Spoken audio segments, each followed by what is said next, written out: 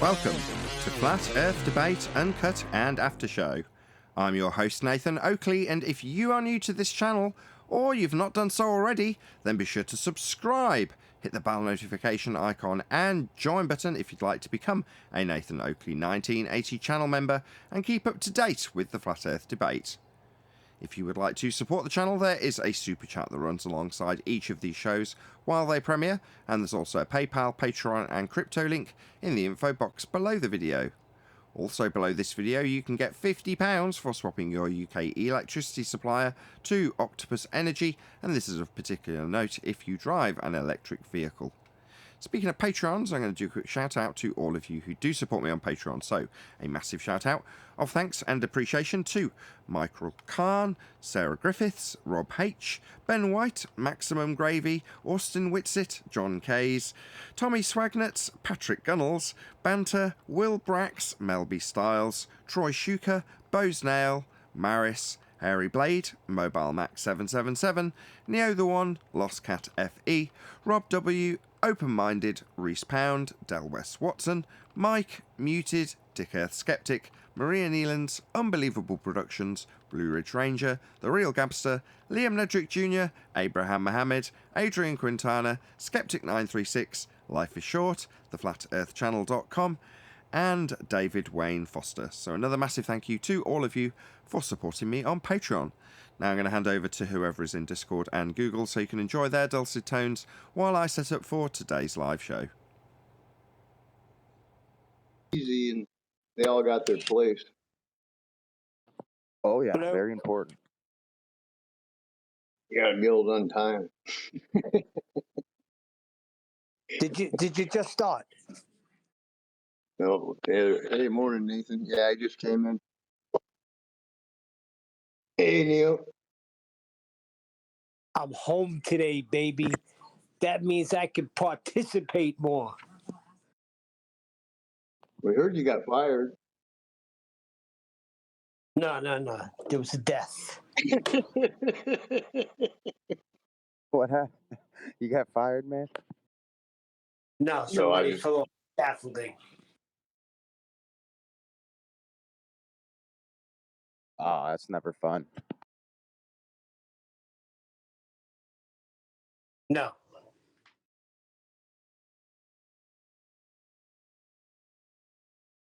So what's this I hear? Bob thinks we're gullible, huh?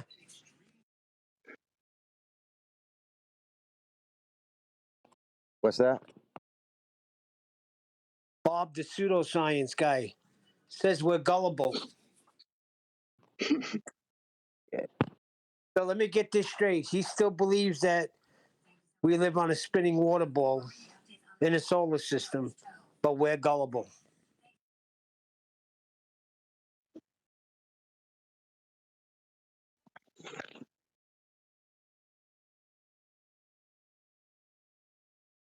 Are you implying it's projection, Neil?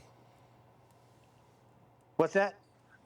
Are you implying that it is projection? Well, I just find it funny. I mean, he's the gullible one. Yeah, probably.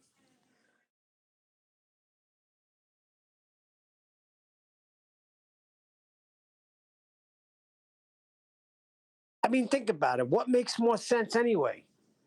If you really think about it, okay, we were taught this in school. We all know the story. But when your eyes are opened up and you really think about it, you have to be gullible to believe that you're living on a spinning water ball.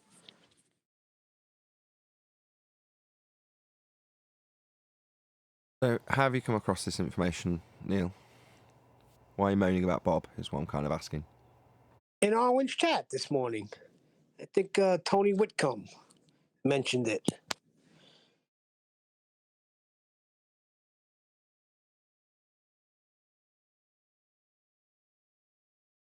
Ooh, okay. I just said the guy in Orange chat mentioned that Bob, the science guy, or I call him the pseudoscience guy, claims that we're all gullible on Flat Earth Debate. You got that? Yeah, loud and clear, Neil.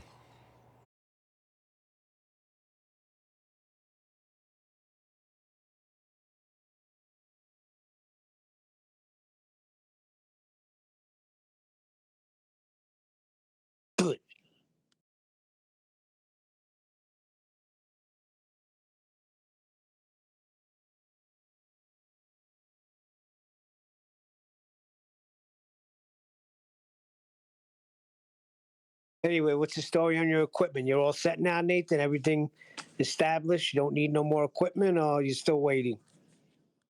Now I'm waiting on the return of the projector, which is hopefully due back this week. They've billed me, I've paid, and it's supposed to be, they said late last week, early this week, so hopefully early this week. And the amp, I spoke about it getting repaired. The guy said he'd had it on soak test for a couple of days and couldn't get it to fault, which, to be fair, doesn't surprise me, because it was an intermittent fault that, you know, would come up every, you know, 30, 40, maybe even 50 hours of use. So it might take him a couple of days to get the fault to replicate. But then once he has, he'll fix it and send it back. So hopefully that'll be this week. On Saturday, the guy who I'd bought one of these second-hand amps off, so a guy very kindly gave me some money through GoFundMe on an old campaign, and that was how I managed to cover the cost of this projector. And then, rather than waiting for amps, because that bill will be imminent, but I still need a second channel, which today I've got, because I drove all the way up to Doncaster, which for me is a hell of a drive, because the muso that was selling this amp was lazy and greedy and didn't want to put it in a box. So I had to drive a 4-hour drive round trip to Doncaster, several hundred miles, and pick it up in person when I was just trying to arrange a UPS courier for an entire week. I even posted him a box, which didn't get there. Got there 10 minutes after I'd left, of course. But you don't know that when you don't know that. And he told me on the Friday night, just after the show had ended, or maybe a few hours later, well, I'm going away tomorrow, being Saturday, you know, early afternoon, sort of 12:30. I'm like, so he left me in a position where I had no choice but to drive and get this thing. You know, bearing in mind I'd needed it for the last week since I'd paid for it. So I drove and got that, bought it back, which I wasn't very happy about, but was very happy that I'm now functional. You know, there's 2 speakers to monitor the show with now, which I'm very, very happy about. So yeah, good news in that respect. The 4 channel also came last week, which I'd wired in. So I've now got 2, soon to be 3. I'll remove the other one from the stack when I get the repaired amp back, because I can't be bothered doing it twice.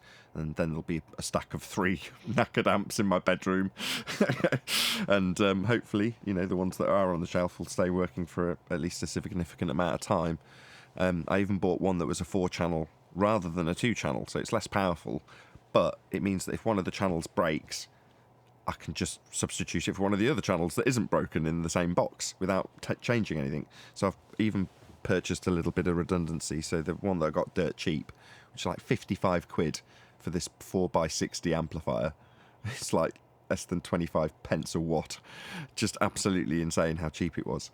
But nevertheless, it's got some redundancy now. So if a channel does break, I can hopefully power it with that in the meantime when I'm getting stuff fixed. So hopefully it won't leave me with any downtime, and I'm very pleased with that. It's taken a lot of work and obviously money that I didn't have till someone gave it me.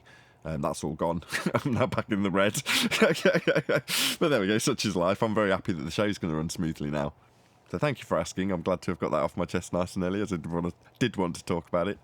Ever eternally grateful to those of you who do give me money, as that's what keeps the show going. And in this case, well, with all cases, that was down to somebody being very generous and giving me some money. So it meant I could go and buy some second-hand amps on eBay and pay for a projection lamp, which I've now done.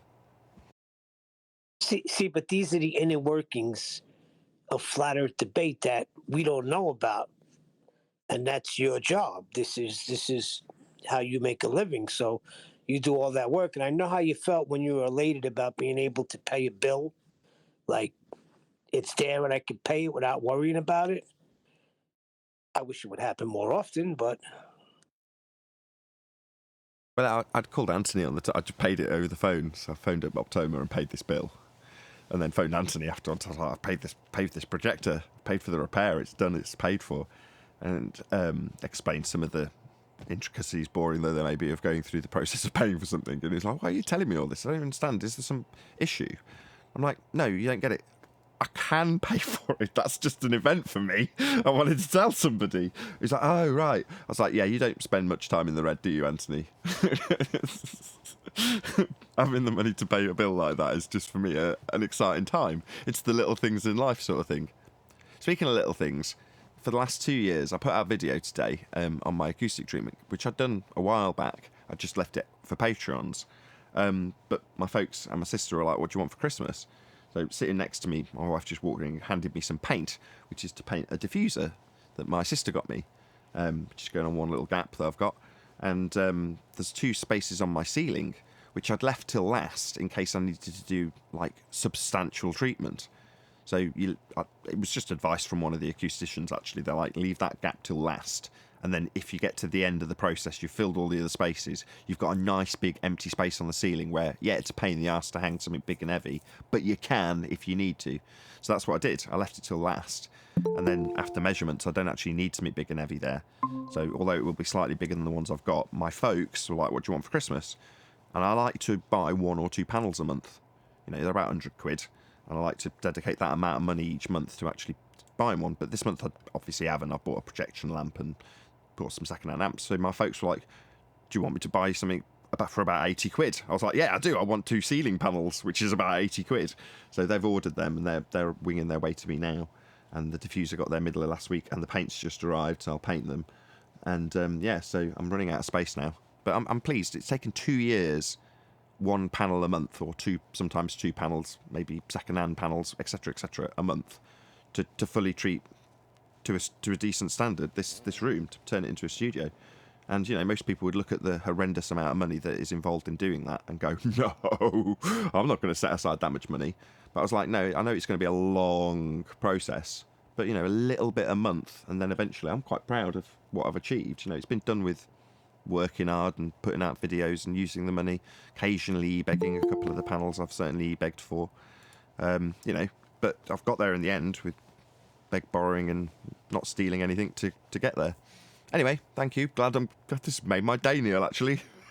Thank you for asking. Hello, 10th Man. Hello, Refracted. Hello, Arwin. Good morning. Good morning, all. Hello. You made it, Arwin. All right. Yeah, it's good to have redundancy. You're thinking like a sailor in the ocean. I got to have 2 of these just in case. Yeah, indeedy. For sure. I said, when I was buying it, I said to my wife, I was like, I've spent the last 2 years, probably longer, predominantly stressing about amplifiers. Now, I can actually calculate a period of time which is substantial that I've spent going, oh no, amplifiers. You know, I'm sick of it. So I was like, I'm buying this one because it's got more channels than I need. And yeah, it's not as good, but I don't care. It's got more channels in one box with less power. Rather than 2 good ones, I'll have 4 shit ones. And then if it breaks, I'll just swap the leads into the next one along. And that'll be it. I won't fret about it. And I kid you not, right? Yesterday morning, it sounds so stupid because it's electronics and people are thinking, you can't possibly feel this way. I woke up yesterday morning, watched the sunrise, and felt like a weight had been lifted. I'm not even kidding. Having everything working, functioning. I've got my lone projector from Adam. Everything works. And it was like little angels singing outside. I tell you, it was fantastic. Fantastic feeling. Oh, I've got no stress. Even with an amp, Yeah. no, 2 amps, technically, my most important amps, in repair. But even with that being the case, with 2 expensive amps in repair, everything works. I'm like, oh, it's such a relief. Yeah. Boring the pants off anybody who's here for Flat Earth right now. But I'm done. I've exhausted that. Hey, Brian, how you doing? I can get on. Hey, lads. I got a question. How many times are there going to be people allowed in the chat when arguments that they had have been dismantled by you and a bunch of other people? Why are they still allowed to sit in chat and claim the same things? There's got to be some rules that we lay down. What, you want me to lay down a no chanting rule? It's called chanting, Neil. Well, it's the Akumo virus because it's. That's all they got left. That's all they got left, Neil. Yeah, but it's been dismantled. Why are they still allowed to? Every time you ask me a question like this, do you know what I instinctually go to, Neil? Why does he care? You. That's where I go every time with these questions that you ask me. It's always you that asks this style of question as well. You don't find it annoying? The chat? No. Occasionally, I see them all chanting. I monitor my chat, Neil. Now, often you'll see stream after stream of garbage like that go by, and you'll think, oh, he's not around. Yeah, I am. I monitor my chat. It's important. This is my life in terms of my living. So I monitor the chat. Now, while I might not be talking, I'll watch that crap go by, and occasionally, if I desire, I'll have a little poke just for fun. But I just see chanting. If I say it enough times to enough people, it'll be true. If I tell people that the black swan is refracted, it'll be the rebuttal. That's all they're doing. But I don't want to say pity, because a lot of the empathy has been worn away in regards to people like that. But to a certain degree, you know, I do, I hate to say it, but sympathise with them. I see their pain. I know I say it in a very detrimental way when I'm putting it to them personally, but I do just see it as them chanting, and that's their pain being expressed. Yeah, Brian's here, so he can validate. He came on in a very good timing on Mitchell's show on Friday, and he showed the Davis Sexton manual, and he went to the proper page, described it perfectly, and they still don't get it that we're using their material on the things they said we never read, and it doesn't give them the answer they want, so they chant. Neil, it's never going to stop.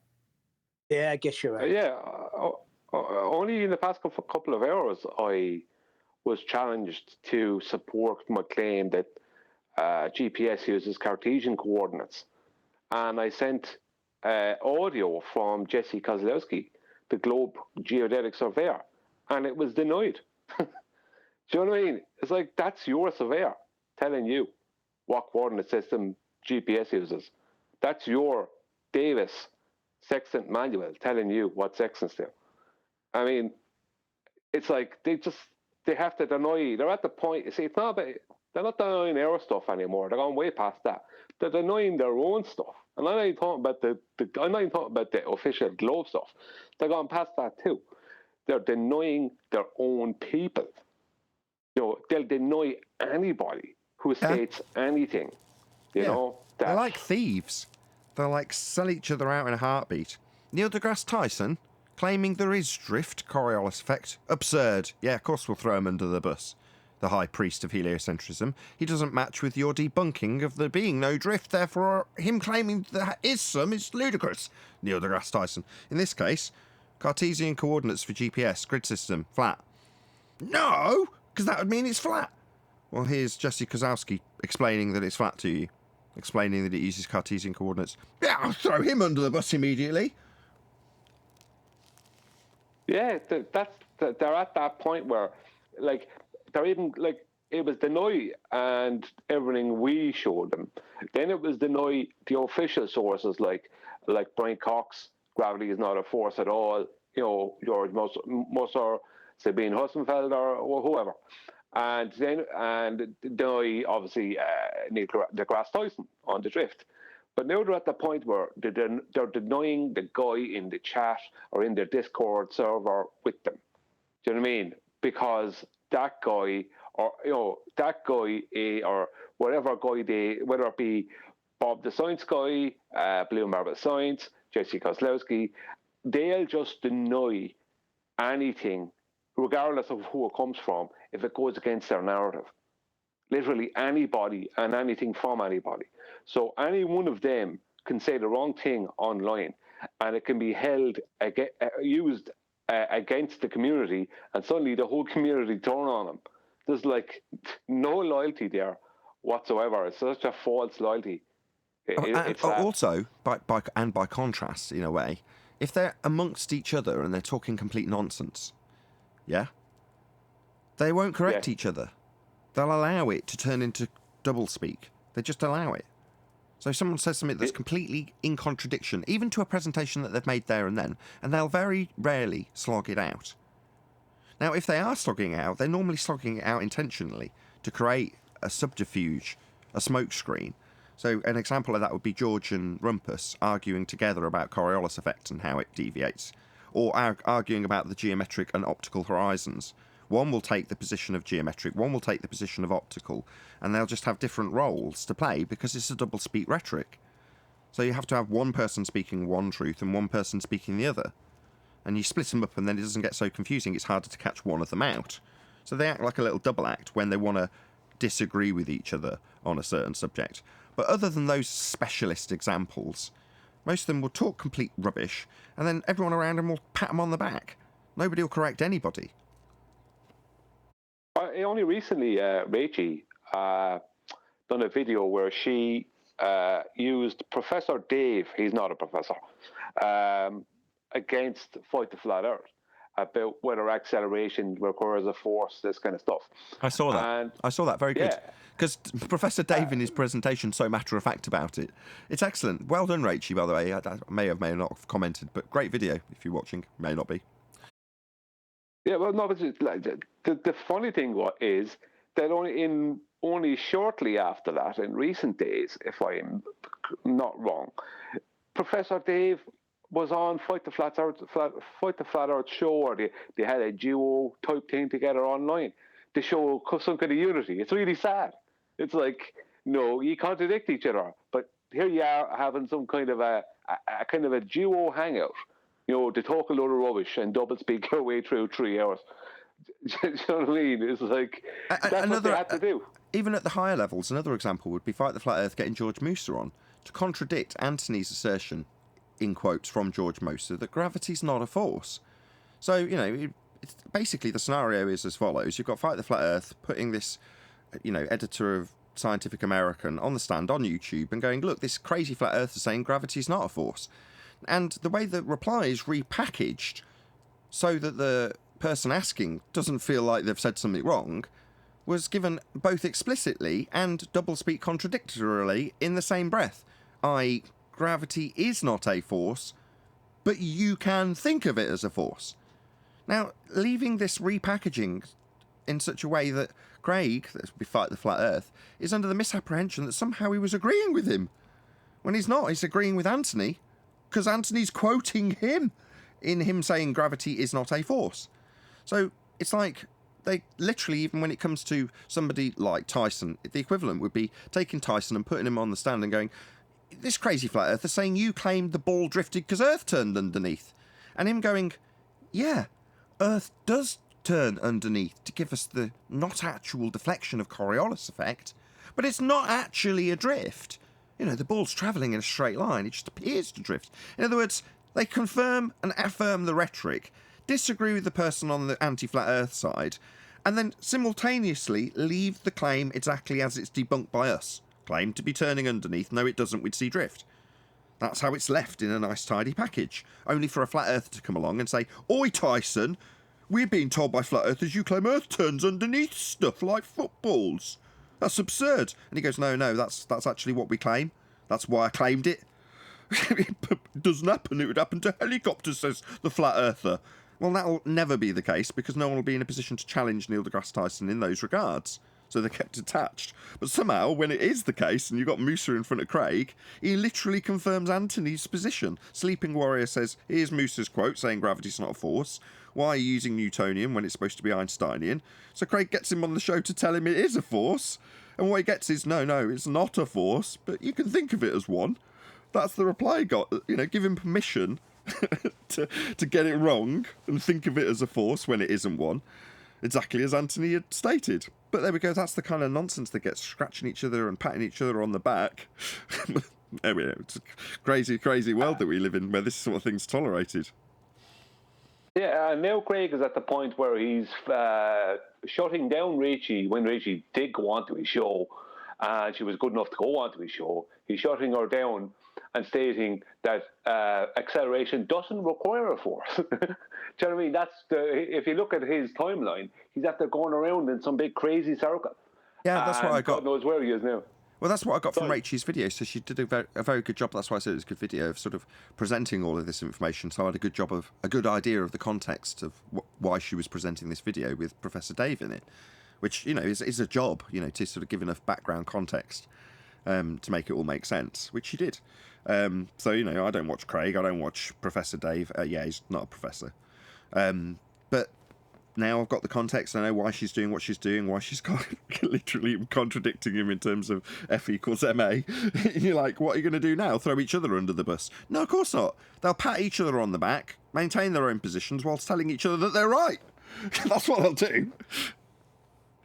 Yeah, I mean, Richie has been very good at using PhD Tony.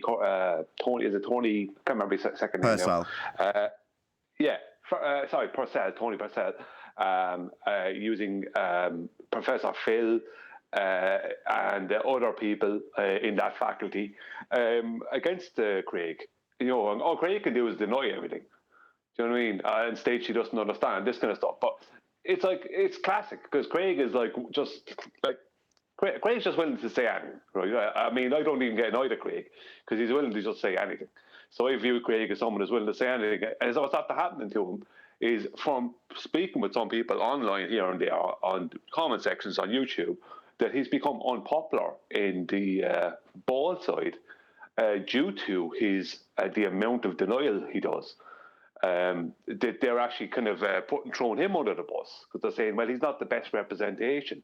And I've read comments with people admitting I've seen that in comments on other people's videos. So that's a thing, is it? You see these comments and you're like, yeah, whatever. In the same way I'd ignore people slagging me off in my own comments. When it's people slagging Craig off, I just kind of ignore it in the same way. But when you say it, you're like, oh, okay. So that's actually a thing. Then basically, I think it was words to the effect of, he's not a good representative. And that's basically what you've just said, isn't it? Yeah, that was exactly the same thing I've read. And I've read it several times in different places. So, you know, people are kind of going, no. Even the ballers have a limit. Isn't that why those people are so necessary to the ball religion, though, so that they can deny the claims and they can be the ones who are discarded instead of the belief structure?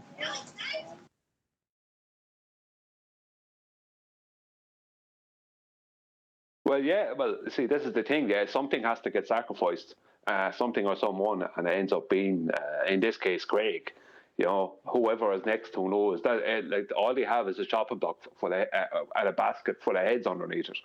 Do you know what I mean? Because they're not going to let go of the paradigm. There was one baller who I did see, I've seen him around before, and he's pretty smart. And he pulled, what's his name? Craig, Scott Veach. M. Scott Veach. M. Scott Veach was talking complete and utter nonsense on a Discord server. And this other baller, QE done a special on it. This other baller pulled him on it and pulled it apart and showed how he was talking complete and utter nonsense.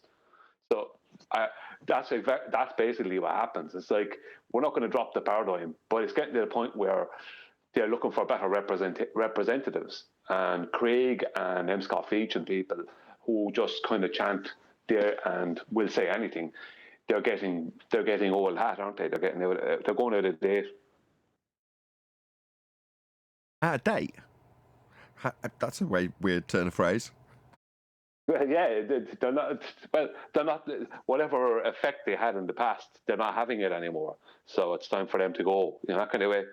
It's like like they're becoming old. You know, they're a car that doesn't have. They're cars that don't have Bluetooth. Are they past their use-by date? Oh, you're loud. I think the word you're looking for is outdated. Outdated, maybe. Who was that just spoke a second ago? Is it Rams? Yeah. Can you drop and rejoin? Because occasionally, what Discord will do is it'll bang you up at full gain, and I've got no control over it, but you're just so blasting loud. Can you drop and rejoin? Yeah, sure. Wow. After all that talk about sound and control, Hold on, here just one come sec. Rams. Just one sec. Go ahead, Rams. How's that? Now I've turned you down a bit more in the interim, and it didn't do anything. So let's just turn you back. Say test, test, test, test. Test, test, test, test, test. Good enough. Thank you. I can turn my gain down a little bit. No, don't do anything. It's all good. Okay. Yeah, swing it up and down. No, don't. Got That was Just Tommy. That drove me bananas. I tell you what, when Tommy was doing that, drives me nuts. Don't turn on the fan, please. So whatever. You know, Nathan, I think he was breaking your chops, though. He was giving you a dig by doing that. No, he was tuning into the live show, hearing how loud he was, and then deciding he was going to turn himself up. I know exactly what he was doing. Yeah, but after you made it known that it was kind of annoying, he was doing it. Trust me, because I heard him laughing. Possibly. Tommy's a scutch, let me tell you. I want you all to sound good. So, you know, if I nag at you for this stuff, it's because I want you to sound good. And no offence to other people who don't fuss about this sort of stuff. When I listen to other streams and somebody comes on like Rams just did, and they're, I don't know, 8, 10 dB louder than everyone else, considerably, noticeably, then, you know, that makes you sit back and go, oh, listen to this, it's harsh on the ears. No need when everything Rams has got to say is perfectly listenable. There's no reason why it doesn't need to be listenable. So I just want to make you all sound good, that's all it is. Well, I just want to say that what Rams had to say. Thank you for that. It's a pleasure. I just want to say. That's what I do. Go ahead, Brian. What Rams had to say was very pertinent, and Rams is a very much a straight talker. So when Rams has something to say, I would say at least 95, if not 99% of the time, I'd agree with him. In the interest of balance, I find Rams to be a bit of a dick.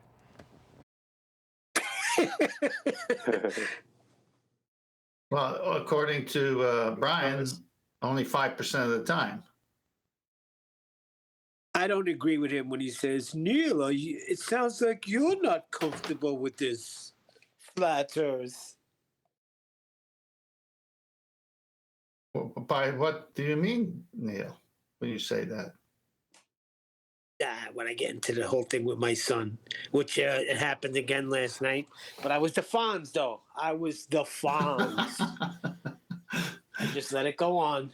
Got your leather jacket on? Yeah, I was the Fonz. I let him talk all about his hollow earth theory and all of this other stuff. And okay.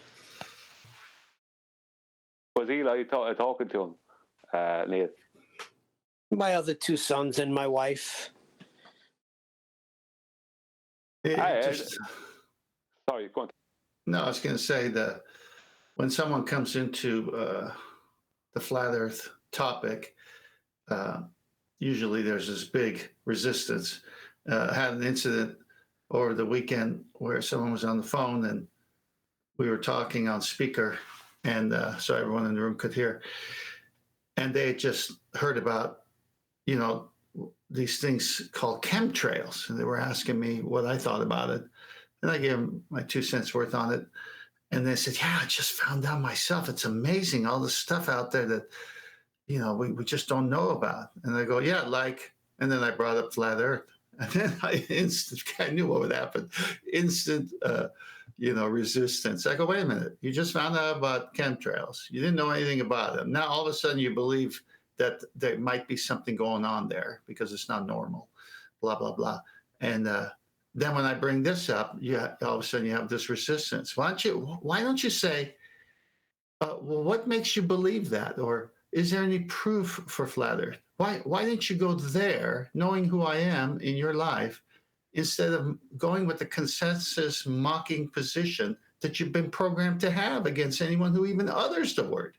You answered your own question. That you've been programmed to have. You answered your own question.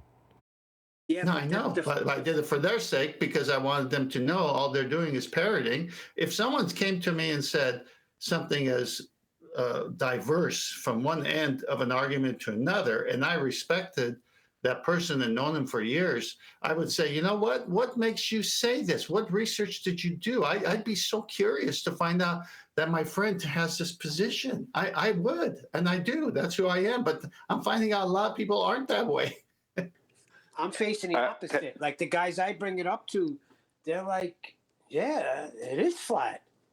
That's what I've been running into lately, like an agreement. No resistance.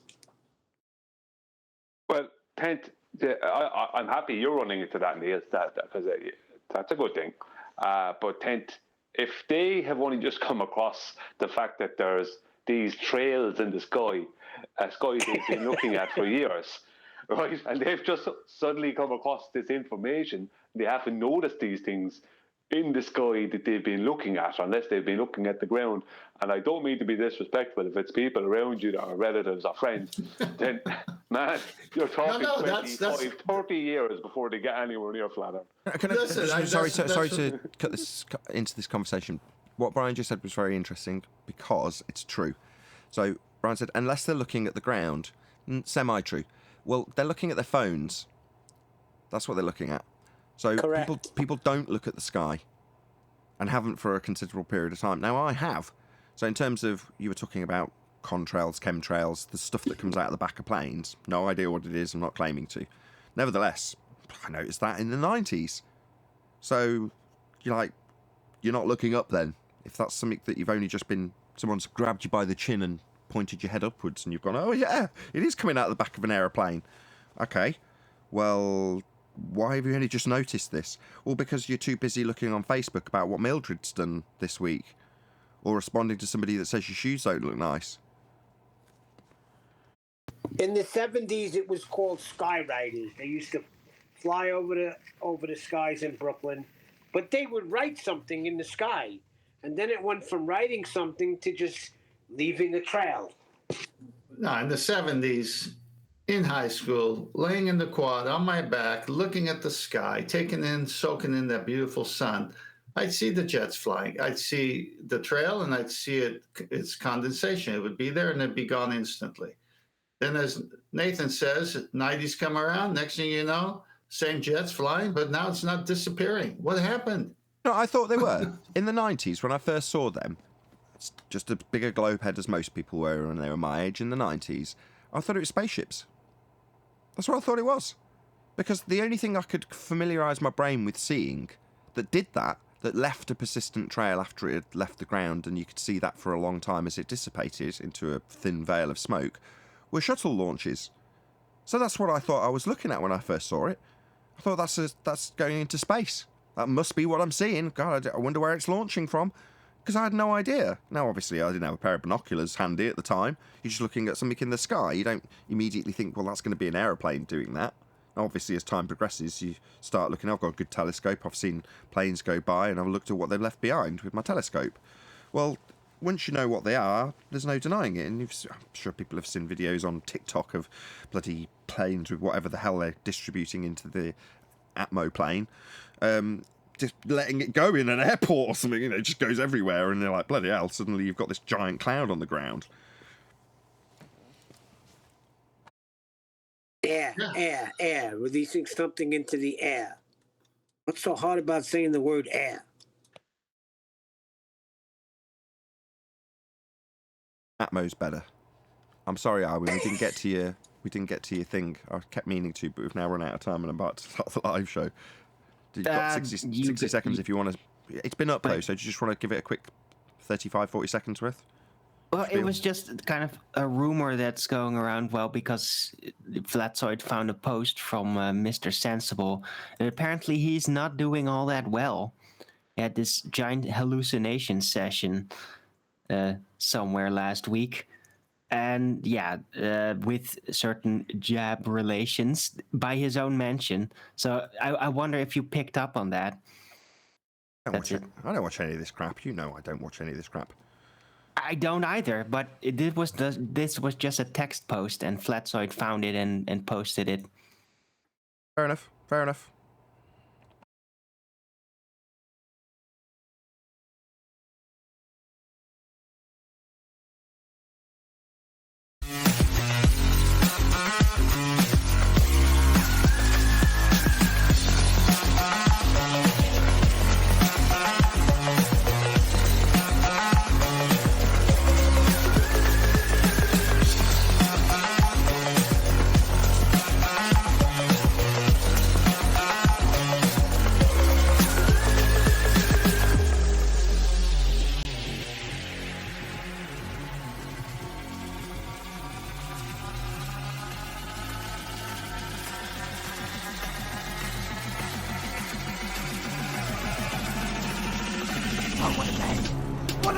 Welcome to Flat Earth Debate Live.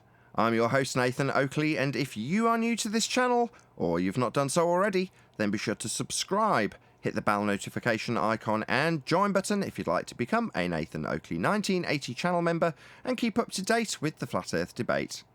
If you would like to support the channel, there is a super chat that runs alongside each of these shows while they are live, and there's also a PayPal, Patreon and crypto link in the info box below the video. Also below this video, you can get £50 for swapping your UK electricity supplier to Octopus Energy, and this is of particular note if you drive an electric vehicle.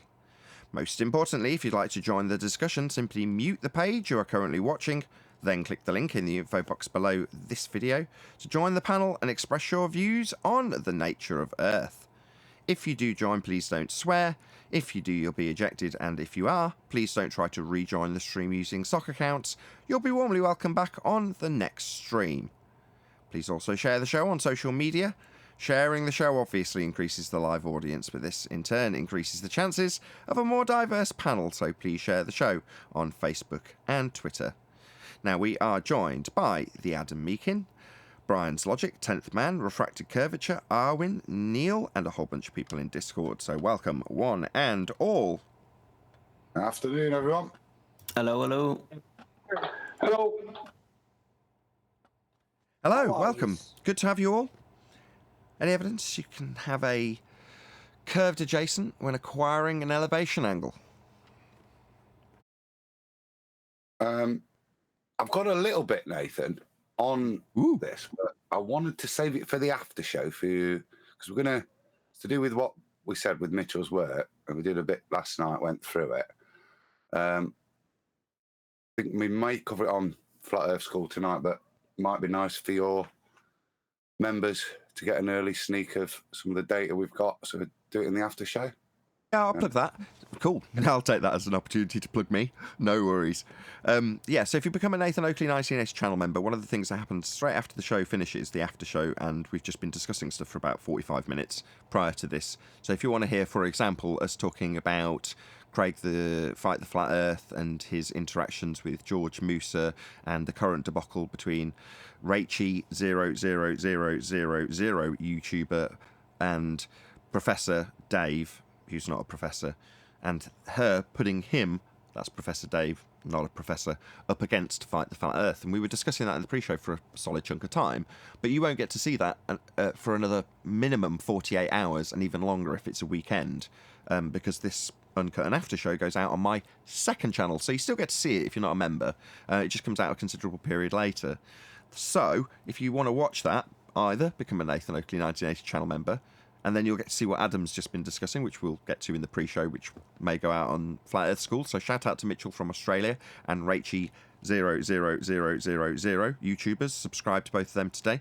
And become a member or become a Nathan Oakley. Just Nathan Oakley. That's the name of my second YouTube channel. It's just my name, but with a space. So Nathan Oakley YouTuber channel. Go and subscribe to there if you want to watch the Uncut and After show a few days later and you don't want to pay anything, which is perfectly reasonable as well. So you can still have it for free. Just get it later. Anyway, anyone actually addressed this yet? Because I've been popping it at the beginning of the housekeeping questions quite intentionally to develop discussion, because a few people have been leaving comments in my video saying, go and look at this video, going like they have. And based on the person they're telling me to go and have a look at, I infer or I guess that they're going to be talking about this subject. But I'm not interested in going actually watching their videos. But I rely on you guys, partly the reason why we asked the housekeeping question, definitely not the main reason, for you to tell me. So has anybody actually addressed this? So QE developed this into a fantastic question, which is now, as I say, part of the housekeeping, which is any evidence you can have a curved adjacent whilst acquiring an elevation angle. Has anybody addressed that at all? I've gotten a lot of talk from guys who will just state that you can have a 90-degree angle on the surface of a sphere, and they'll just go straight past it, and that's it. They won't address that point whatsoever, how that would be a complete impossibility. They don't address it and will not address it. Some of them may say you could have a tangent, right, which is a flat surface, a horizontal plane, a tangent plane, That's the closest they've gotten to a curved adjacent that I've heard. That's yeah, it's what they go for, Brian. Is to draw that analogy. No, I don't need a flat surface. I'm creating a tangent, and then I'm off to the center of a ball. But that's how they're trying to reconcile it. But I don't think, as far as I can see, they're cognizant that the return journey is a straight line. It's the journey, the distance they worked out. They're still just trying to keep it in a ball and reconcile it to things like, as Brian says, tangents to the surface. Gonna need half of that. Well, hold on. It's even.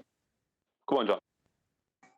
Well, I was just going to say it's even worse than that, because you're going to have to show how you can have a curved adjacent before you can even propose the idea of measuring R.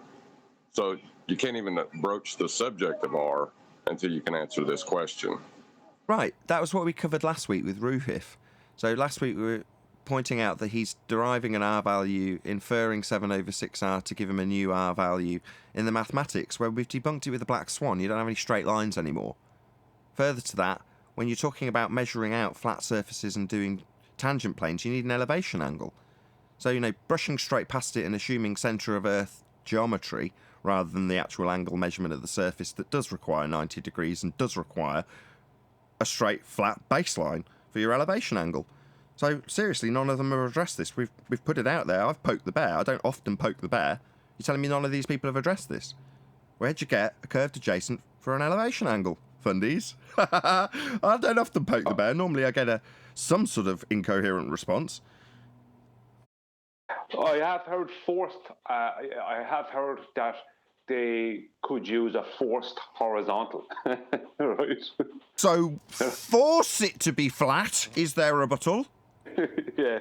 So force it to be flat. Yeah. That's kind of welcome to flat Earth territory right there. Forced horizontal. You mean force out your fundy belief that it's spherical in order to actually achieve an angle measurement by making it horizontal? That'll be flat. Yeah. You can force that all you like. You know it's a sphere because it looks so flat. Exactly, Alan. They are having a serious, it does, and it connects into this exact question.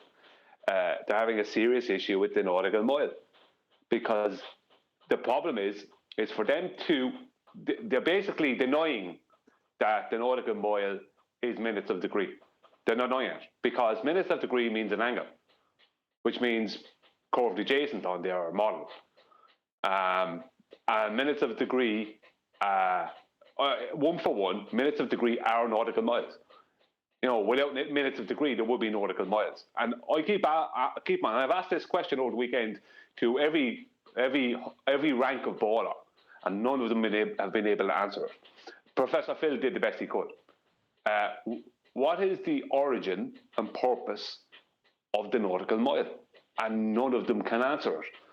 And most of them don't even realise their own globe claim, which is degrees from the centre of their globe. I probably shouldn't have even said that, because most of them don't even know that. They're denying. They literally have to deny. They're denying the angle part, and just keep on stating that it's a measurement along the surface of a globe, not knowing why that is supposedly how that supposedly is anything. Hold on, yeah. You're going to need a curved adjacent for that. You're going to need a curved adjacent. So this is the problem, right? This is why this is glorious. The sextant, the general measurement of any angle on the surface of Earth to do anything ever is a big problem, because you have to assume it's flat first. Now, a couple of them have tried to sidestep it and start at the centre of Earth and move it round, like if you imagine you've got a 360-degree protractor stuck at the centre of what they assume is the Earth, with its surface being the outside edge of the protractor. Well, when you do that and you twist the protractor, that's what they're saying is the 1 degree. But in reality, you're measuring it at the surface with a sextant in this example. Therefore, to measure an angle, you've got to have a flat baseline. That's what an angle is, 2 straight lines meeting at a vertex. Well, that angle measurement isn't taken from the centre of a presupposed spherical Earth, and to be measured must be taken from a flat plane. So for them to do anything in this argument, they have to get around the very awkward fact, what was it you said earlier, forced horizontal? We'll get around the fact they've got to beg the question it's flat first.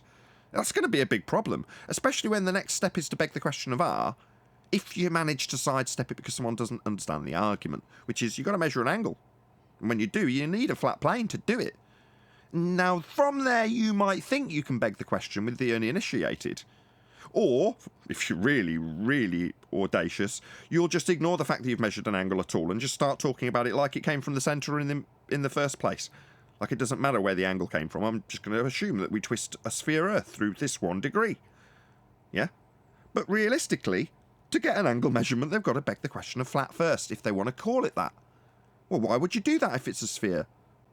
You wouldn't need to. You'd have to take into account the sphericity and work around that as the actual surface, if that's what the surface was. It isn't. So you don't even get to beg the question in this argument if you're on the globe side. You've got to assume it's flat first. Where are you going to go from there with us? Talk about it. Well, from there, if I assume it's centre of Earth moving, they haven't got an R value anymore. We debunked that last year. It's 2 years ago now, almost. Just under 2 years ago, we debunked the R value. So you're not going to get to beg it after you've measured the angle on a flat plane. And nothing, in terms of triangulation terms, requires you to assume a sphere thereafter. It's only a fundy belief that's making you justify how your angle measurement from a flat plane is going to work with the sphere, because none of it's necessary. I love that, by the way. Assume it's flat first. Well, the thing about this is that what I found really good, because it does tie in with the elevation, with the curved adjacent argument. What I did find really good about the nautical mile argument is none of them seem to know why it supposedly proves the globe. They don't seem to understand it. None of them seem to know that it's an angle from a 90-degree angle that they make within the middle of a pre-assumed globe. They don't know that. What, when they're assuming that they can just use a tangent? Well, yeah, see, they go from, yeah, there you go. They're literally using like a 90 degree at the center of the globe. Yeah, but they're denying the 90 degree then afterwards. Well, they don't even know they're using it. Like, this is what my point is. Most of them don't even know their own globe claim, that it's a 90 degree at the center of their globe that gives them the nautical miles. Where I'm pointing out nautical miles are a measurement along the sky using an angle. And what's an angle? An elevation angle. You can't have a curved adjacent. You know, and they don't want to deal with the surface or anything like that. Yeah, but that's where it starts. Yeah. It's because you're holding a sextant. It's useful. I mean, because people might come across this argument and go, well, are you like literally holding the sextant up as a flat earth proof? It's like, no, it's symbolic. It's symbolic of what it does. It's an angle measuring device. That's all it is. It's a glorified protractor. So that's all it is. So we're saying whenever you measure an angle, flat plane needed. That's basically what the argument is. Now, they want to take it away from the surface. It's like, what is this argument about precisely again? Oh, about the surface of Earth. But you want to go away from that. Yeah, that's because you need to assume it's flat first. And that's going to be devastatingly painful. Now, when Katz did this 8, 9, 12, however many months ago, QE pointed out immediately, when he said, I'll let you have a flat Earth first, it's because he was claiming angular size relationships at Blackpool. So what's he got to do? He's got to assume it's flat first. Now, he slipped that dirty detail in by saying, I'll let you have a flat plane first. Nah. Very sneaky wording, but it doesn't change the fact that you had to assume it was flat to measure an angle, to make any of the claims that you didn't measure, Katz. You had to assume it's flat first. Now, while I recognise that you had to do that because QE pointed it out, I'll be honest, it didn't change the fact that I didn't recognise the wider reaching implications which the sextant has drawn to everybody's attention. To measure an angle, you need a flat plane. It's just that easy to summarise. Right, I'll just concede the argument first before proceeding.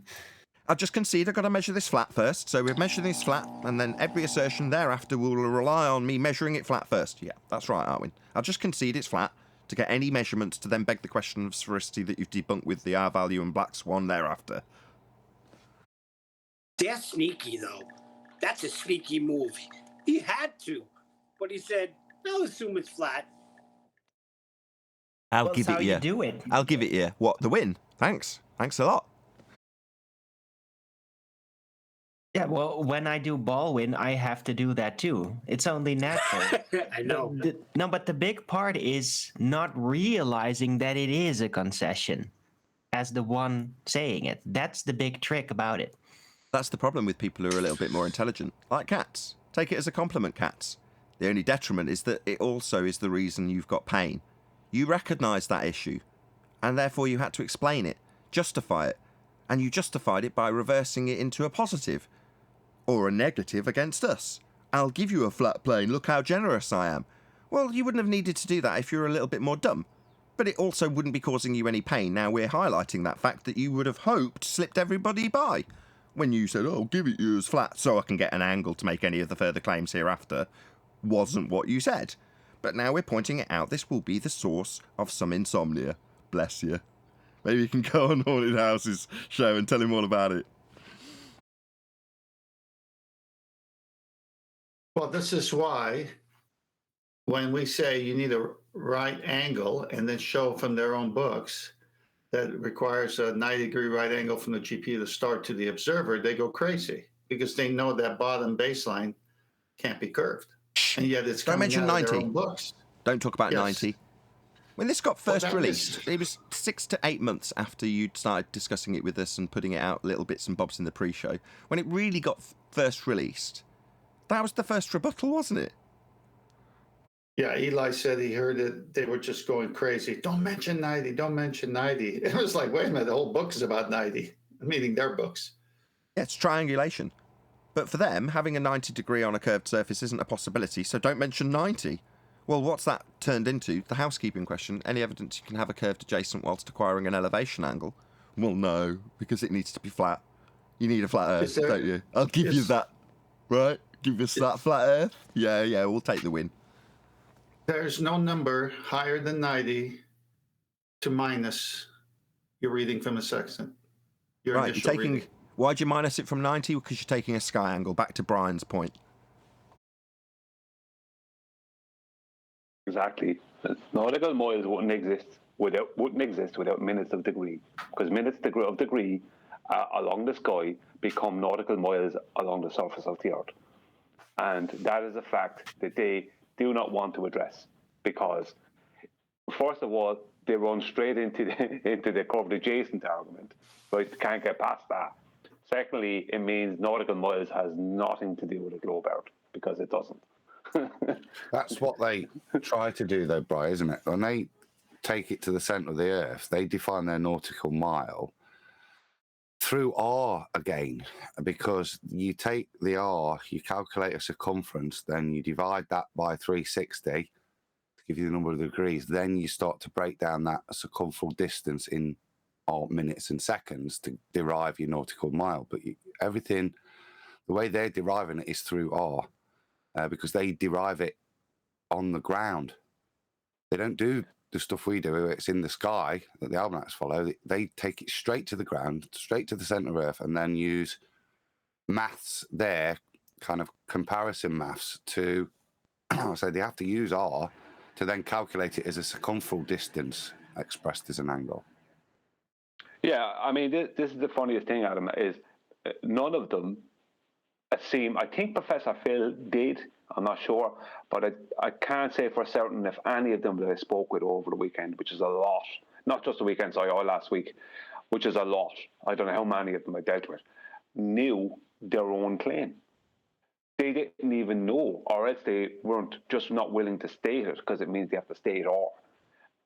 That basically, and I threw it out there, I threw crumbs out there, I says, all the nautical mile is, right, is minutes of degree that are then transferred onto the surface of the Earth as nautical miles. 60 minutes of a degree, 16 minutes in a degree, 60 nautical miles within a degree, right? Or 60 nautical miles of movement on the Earth's surface within 1 degree, right, of movement, right, of the away from let's say Polaris or the star moving away from you or whatever, right? And the thing about it is that most of them don't even know their own claim, that it's a 90-degree angle from the center of the globe. Most of them don't even know that. I think they do. They're just being disingenuous, Brian. That's when you say that's their claim. Hold on, that's their rebuttal. Because when you actually measure the angle in the sky, and then you minus off your 90, what you're actually constructing is a box, right? You've got two opposite corners that have got 90 degrees when you transpose it onto the ground. So in terms of what it actually describes, it is going to be described running parallel to the ground. And the 90 means that you've got plumb lines running down from, GPs of stars and such like. Well, what we're describing in that instance is a square box. Or oblong. Yeah. But you know what I mean? Mathematically Rectangle. as well, Nathan, that's exactly it. Because your zenith, the angle, your co-angle that you calculate from your zenith, that's one horizontal line, and then the GP down to the ground is another horizontal line, and that's the maths requires that those two lines from the sky down to the earth, one to you, one to the GP, are horizontal to each other, and they're not on a ball. Exactly. Yeah. Right, so the ground runs parallel with the sky in terms of when you minus off your 90 and you're taking your zenith position and measuring an angle to a star. Well, to give it you on the ground, you've got to then have the sky and the ground parallel. And as you say, likewise, your zenith and the sky zenith of the position on the ground relative to the star that you're measuring is also parallel with your zenith. As I say, that creates a box. Well, for those who are listening and going, so what? Well, what has a box got? Well, it's got a flat bottom to it. That's a flat Earth. Now, the only way this measurement system works, back to the pre-show discussion about Cartesian coordinates and GPS, is if it's flat. It's the only way it functions. Corrugated Earth. The radius. Go on, Tensai. No, I was going to say the radius from the GP of the sun to the observer is a straight line, no matter what the radius distance is. So with one circle of equal altitude, say you've got anywhere on that distance, say it's 2,000 miles. You do a second circle of equal altitude, but it's much larger. Let's say it's 5,000 miles. Where they cross in 2 points is possible fix for you. So one is 5,000, one is 2,000. That's just from the radius to you, the GP of the star to the GP of the observer, the 90 of the observer.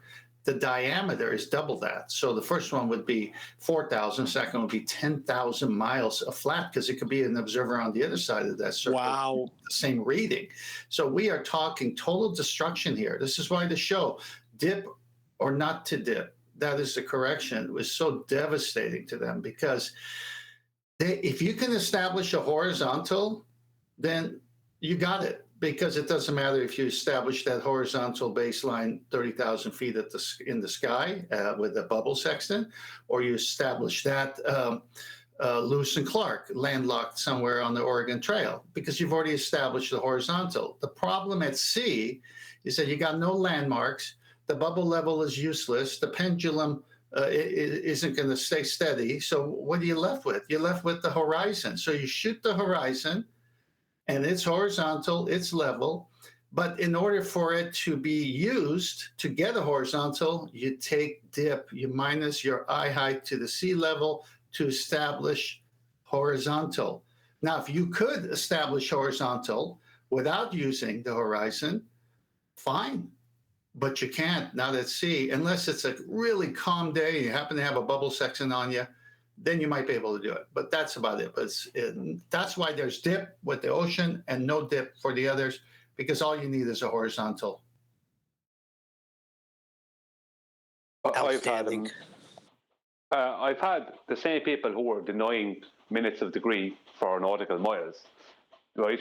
They're denying, they haven't outrightly denied it. They said I'm wrong, totally wrong, call me an idiot, and then they can't, when I ask them, obviously, the question I asked earlier, what's the origin and purpose of the nautical mile then? If I'm wrong, you should be able to tell me that. Because I couldn't tell someone they're wrong, right, totally wrong, and especially call them an idiot, and then not be able to tell them why they're wrong, right?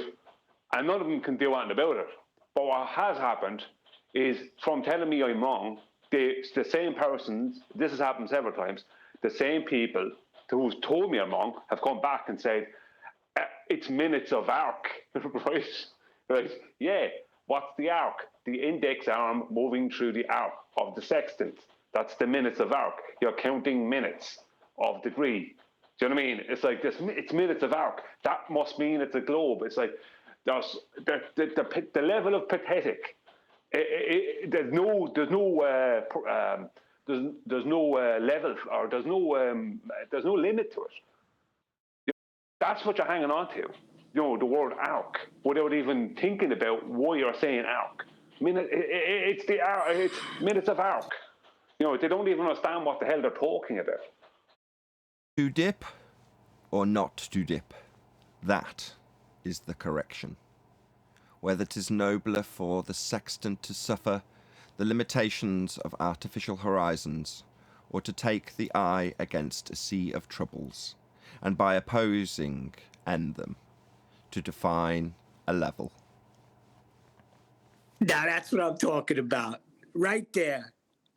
Ace. Awesome. Hey, Nathan, by the way, have you checked the upvotes on the live show? Like something weird's going on. No, I haven't got the... talking of checking live votes, One that might be my 1,000. segue. Hold on. Is this, 1,000. before we segue onto this, because I'm keen to talk about something that directly relates to that, it is me reading out that little bit of faux iambic pentameter at the end of this discussion, because I'm going to segue onto something else. Before you do, Go on. just one. I don't know if you've missed it with your lack of real estate, but you got a new member today. I put him up while he was going past. That was one of the things. Yeah, indeedy. So, Uncool Ben, thank you very much for joining as a channel member. Also, shout out to my sister for sending me the paint to paint the diffusers she bought me a few days ago for Christmas. Thank you very much indeed to you. Also, while the show was just going live, my wife sort of bought in a box as big as she is, and it was the projector. So, in terms of screen real estate, I should have a lot easier time of it from tomorrow's show onwards, because I'm going to wire that projector back up. So brilliant news. I'm very, very chuffed about that. That's just literally come through the door, which means that I would have the screen real estate to answer Arwin's question, to see what was going on in the live stream, but I don't have enough space to actually monitor what's going on the live feed itself. I've got my studio feed up. What's going on in the live feed that I need to be aware of? Is it something bad? No, it's good. Or it's weird. There's 103 watching right now, which is pretty normal, decent. But yeah, you got a 1K upvotes. Like, That'll what? just be a glitch. Yeah, that's a glitch. Probably. Okay, so there's a glitch on the upvotes. I have no idea what that's going on. I've seen weirder. Yeah, I'm sure it'll correct itself. Knowing YouTube, they just correct those sorts of things.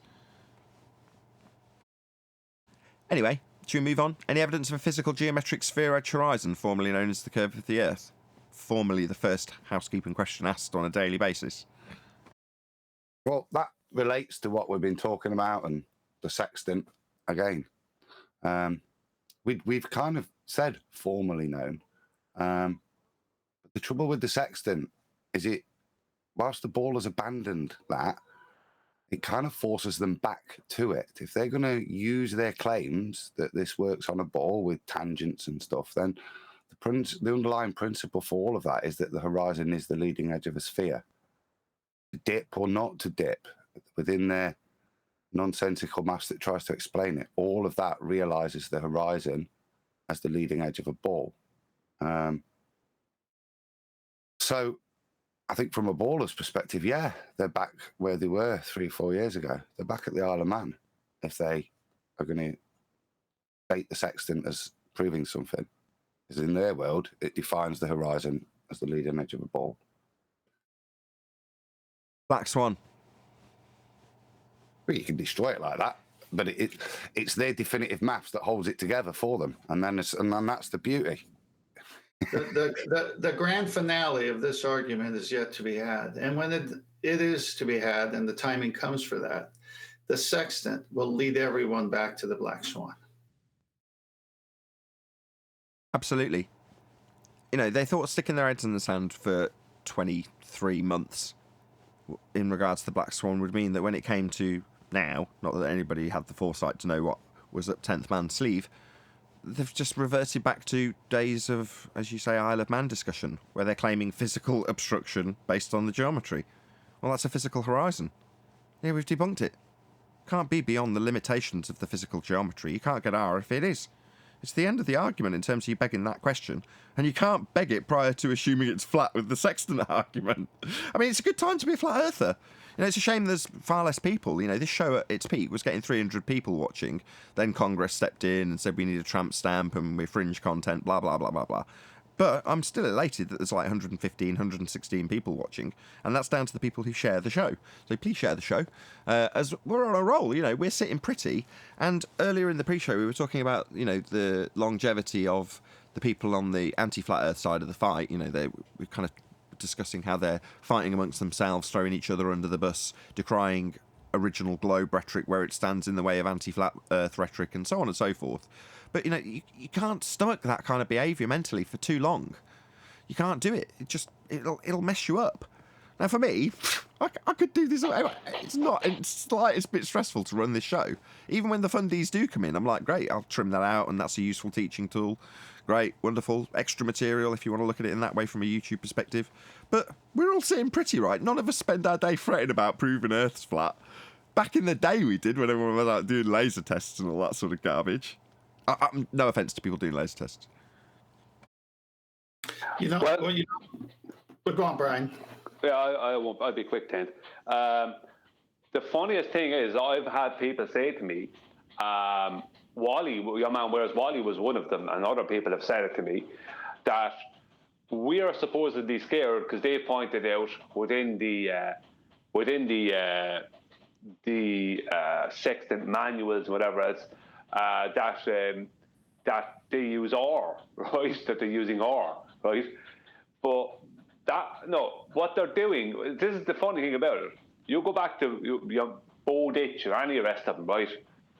It's all clearly stated, right?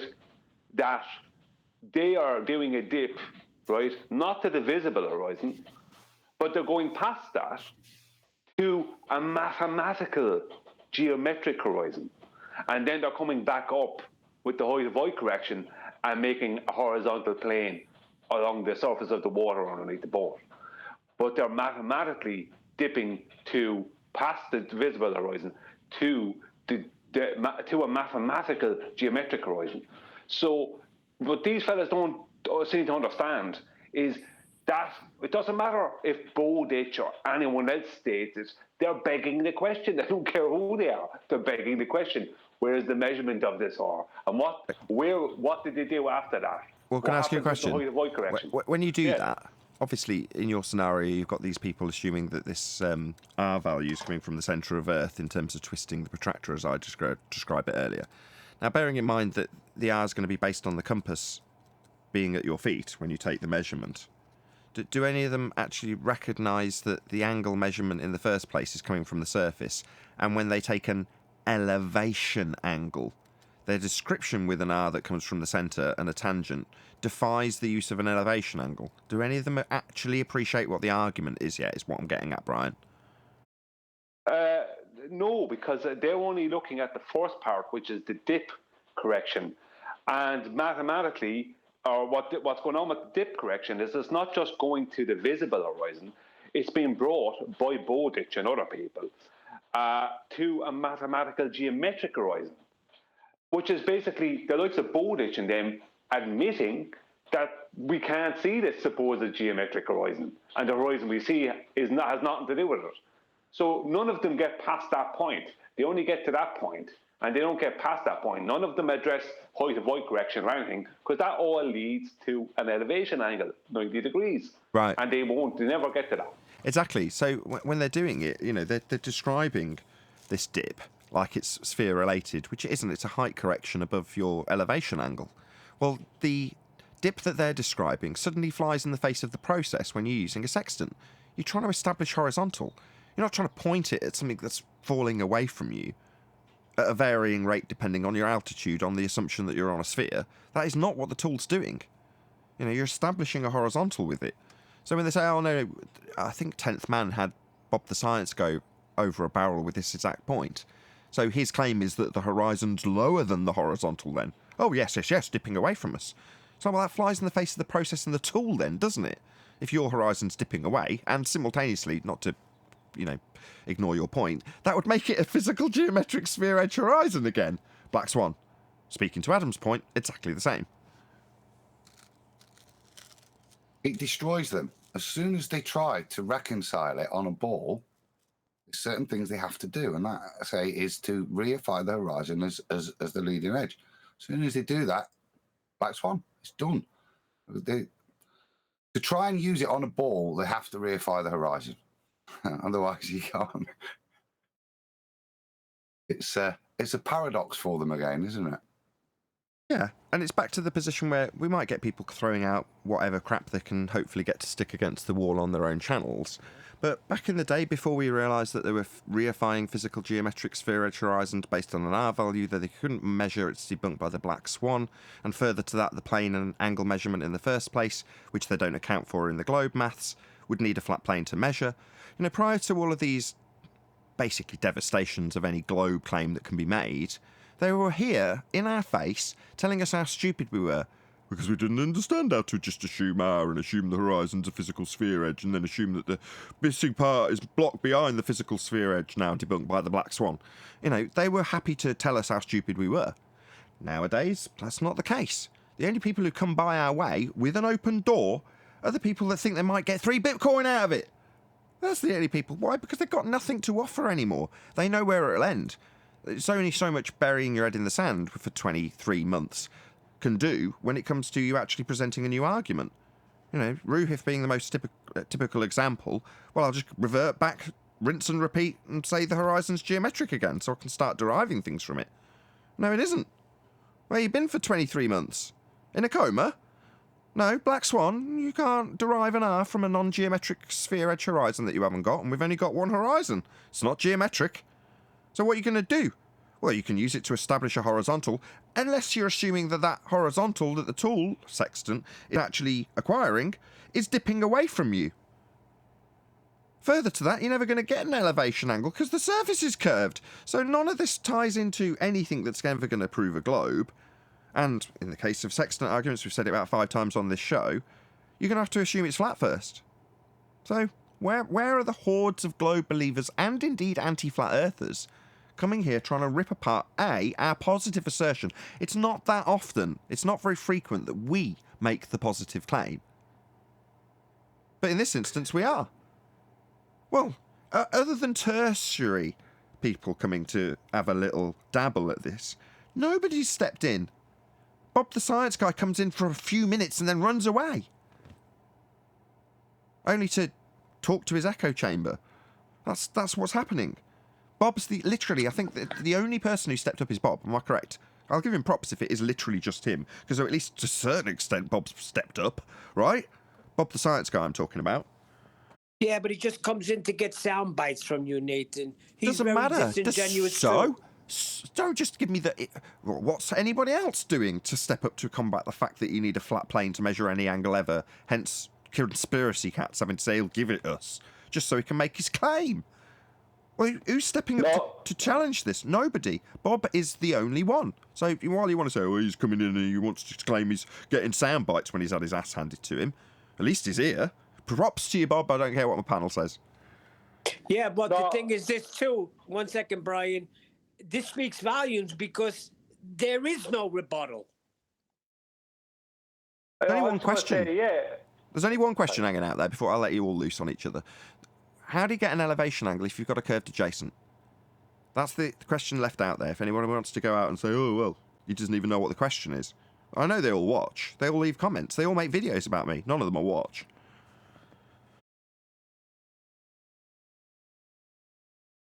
Go ahead, Brian. Sorry. I was just trying to say, yeah, props to Bob. He came in, he gave it a go. He's the only person that has. Everyone else just comes up with the excuse that you're rude. You know, and the same people who are calling you rude are willing to do anything to anyone. You're not going to do it. They're willing to say anything about anybody. Do you know what I mean? It's total projection. You know, you're rude, but they're willing to very politely insult people and sneer at people and be patronizing to people, you know, with an audience. So what's the difference between you shouting at someone and them being patronizing? Do you know what I mean? In a passive-aggressive way. Like, I mean, at least you're being honest when you're shouting. You know, but Bob is the only fella that came in. The only one that came in, so Bob is the biggest backbone amongst them. Yeah, exactly. And, you know, more power to him. He wants to prove his honest sphere. Good for him. Just answer that simple housekeeping question. It's just added to the list. How can you have a curved adjacent? Well, Bob fell into the sextant trap, which was predictable. And it was great that he fell in. Someone was going to fall into it, and I'm glad he fell into it. He put hastily together, probably not according to him, immediate rebuttals to the sextant argument, which we carefully phrased by saying, you need to cite the horizon. You need to cite the horizon. Knowing that he would go to the artificial horizon or the bubble sextant in advance, as if we hadn't seen those items prior to setting the whole thing up. He went to those items. He says, I don't need a horizon. You remember that on the show? You don't need a horizon. I don't need it. I could do without a horizon. And it was like, oh my, glorious to see him do that. I can establish a horizontal baseline with the sky being parallel to it without use of the natural horizon. Check it out. If I put this on the ground and use it as a mirror and reduce my sextant's angular capabilities by 50%, I can establish a horizontal baseline and completely ignore the horizon. No dip. Oh, what? That would be the dip that you idiots think is related to a sphere somehow. No dip needed. All right. So just a square box with angles in the sky being measured then with 90 degrees. Yeah, that's a flat Earth proof. Yeah, you want to dig out your artificial horizon like somehow that's going to save you when it's a stone cold flat Earth proof. Adam said, so no tangent then, huh? Yeah, exactly. No tangent, no sphere Earth required, just a box with 90s on it. Nobody got my pun? I said corrugated earth. No. Even with that, though, they claim Corrugated that boxes. Boxes, boom, boom. even with that, though, they claim that the level is curving. You know, that's their claim. So using a level is still, they still got the curved adjacent problem. Level is curving. Just repeat that. That was well summarized. Can you repeat that, John? That was excellent. They claim that level is curving. So if he used a level, he still has the problem of a curved adjacent. He won't be able to get an angle. Precisely. That's why it's made it as a housekeeping question, eh, John? What you got? Somebody's presenting. Who is this? Brian. I'm also posting a slide in Master B after Brian. I don't seem to be presenting. I'll have to go back and present my full screen. 1 second, Nathan. I'll come back. Oakley dokley. Go ahead, Brian. 10th. I'll line yours up while we're waiting for Brian. Okay, it's almost there. It's like 70% there. Oh, okay. This is just what we need. Ready. Hot live show. Let's have some. No. Well, here comes Brian. Yeah, Brian's beating you to it. Oh, thank God for Brian. Yeah, I'm just going to show this, okay? I showed this on Mitchell's the other night. This is what Clint was talking about earlier. So I'm just going to go into annotations here. You can hear me, yes? Can't you, Nathan? Nathan? Nobody say a word. Yeah, of course we can hear you. Go ahead, Brian. We're all. Nobody was answering there. I'm just going to make this a little bit thinner. Okay, right. See this red line, right? This is the height of eye correction from this person here. This is the person with the who's looking out, right? So get another line. Second one. So here to here, this is his actual real world correction, right? His height of eye correction here, right? So from his eye down to there, right? That's his real world correction. That blue. While you're fiddling with your paintbrush, that's dip correction. So it's his height above the established horizontal baseline, labelled P. So it's not dip to where. Can you just put your mouse over the end of the red line you drew in? Yeah, there. It's not dip to there.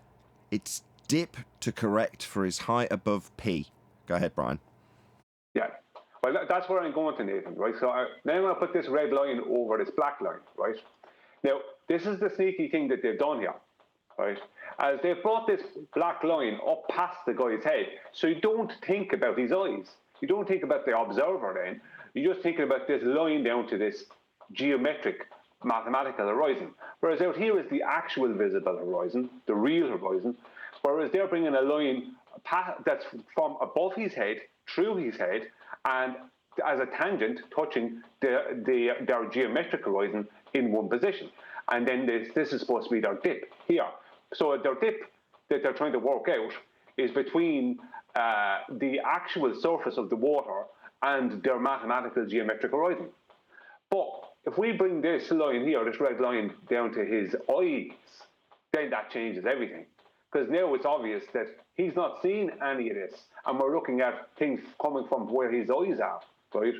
So if we want to correct for height of eye, right, using their version, so we're going to bring it back up to past him. So if we want to correct for height of eye, right, this is their little dip thing here, going down to their mathematical geometric horizon. If we want to correct for this part, the actual real correction, we have to bring this to here, but then we have to bring this part side here back up to here. So all they're doing is pre-assuming a mathematical geometric horizon, and within their calculations. But then they're bringing it back up, because once they bring down this side, they have to bring back up this side, and they're left with what? The exact same thing as if you brought this blue line down to there. The exact same thing. A horizontal underneath the person's feet, or underneath the bow, or the hull of the boat. So that's that. Perfect. Thank you, Brian. Yeah, excellent. I love it when people have got illustrations. I can never be bothered to do anything like this. So thank you very much. Where'd you get that from? Where'd you get that from, Brian? Oh yeah, this is from. I'm going to show exactly where this is from. Right, this is from here. Right, let's go back up to the top. Davis, Master Sexton's User's Guide. No, that's where it's from. Oh, they keep saying we never read the sextant manuals.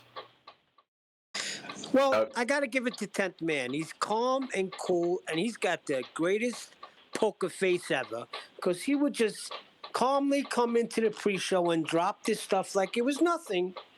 And then meanwhile, it's devastating.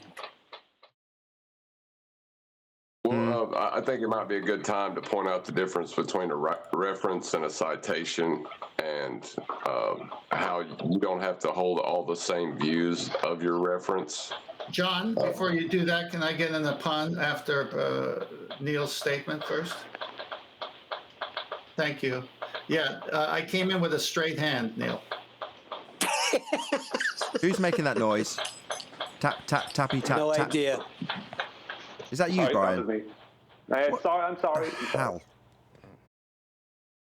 After that, bad boy. Did I miss the pun? Yeah, I said I came in with a straight hand of my poker.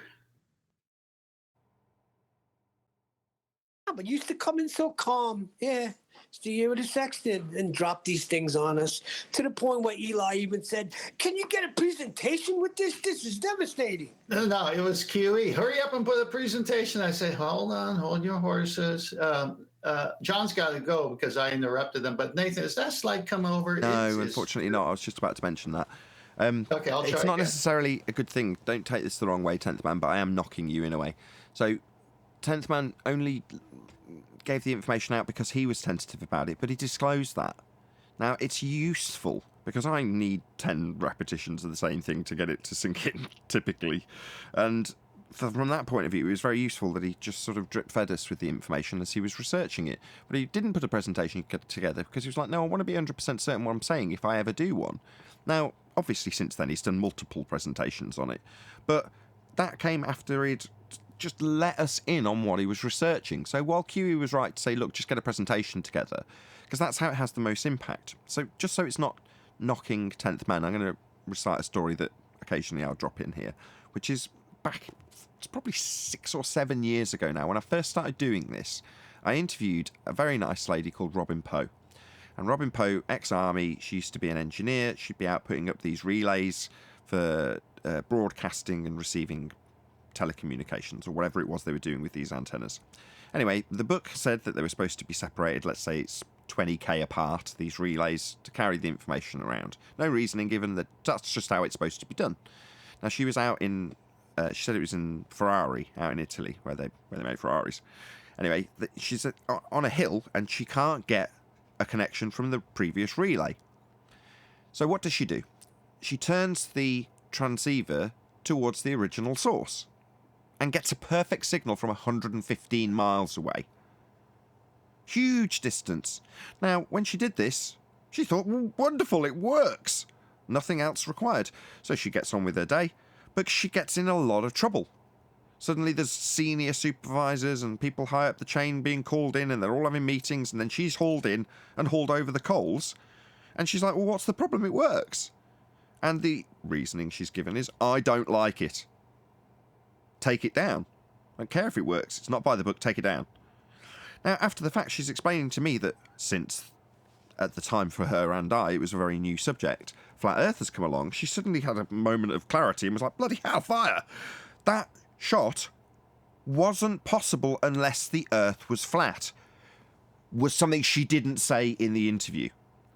Now, the reason I highlight that was because after the fact, I asked my mother if she'd watched the interview. I was new to YouTubing and wanted to know if she'd watched it and I'd done a good job, like you do, ask your mum. And she was like, yeah, what was the point she was making? In other words, she didn't get the point. What she did do was say, I did the shot at 115 miles. And yeah, wow. And I agreed and went, yeah, wow. But at no point did either of us say, because Earth is obviously and measurably and transmittably flat. Nobody did that. So the point got lost. Now, in the same way, I'm not saying that 10th Man has gone to anywhere near that extreme, because he was dripping us as he was researching. It wasn't a moment of clarity that he has just not put enough of an emphasis on the end of the point. You know, it's a completely different scenario. But by the same token, that's not necessarily the best way to get your point across. Now, this is switching across to a YouTube frame of mind. I'm glad that we've got sort of up to 150 people watching at the moment. Thank you very much to everyone who shared. I know that is the reason why we've got those numbers, so thank you very much. Everyone watching in the live audience, really appreciate it. If you haven't shared, smash the share button. But, you know, I've completely forgotten because I'm shouting out people to share. What was I babbling on about?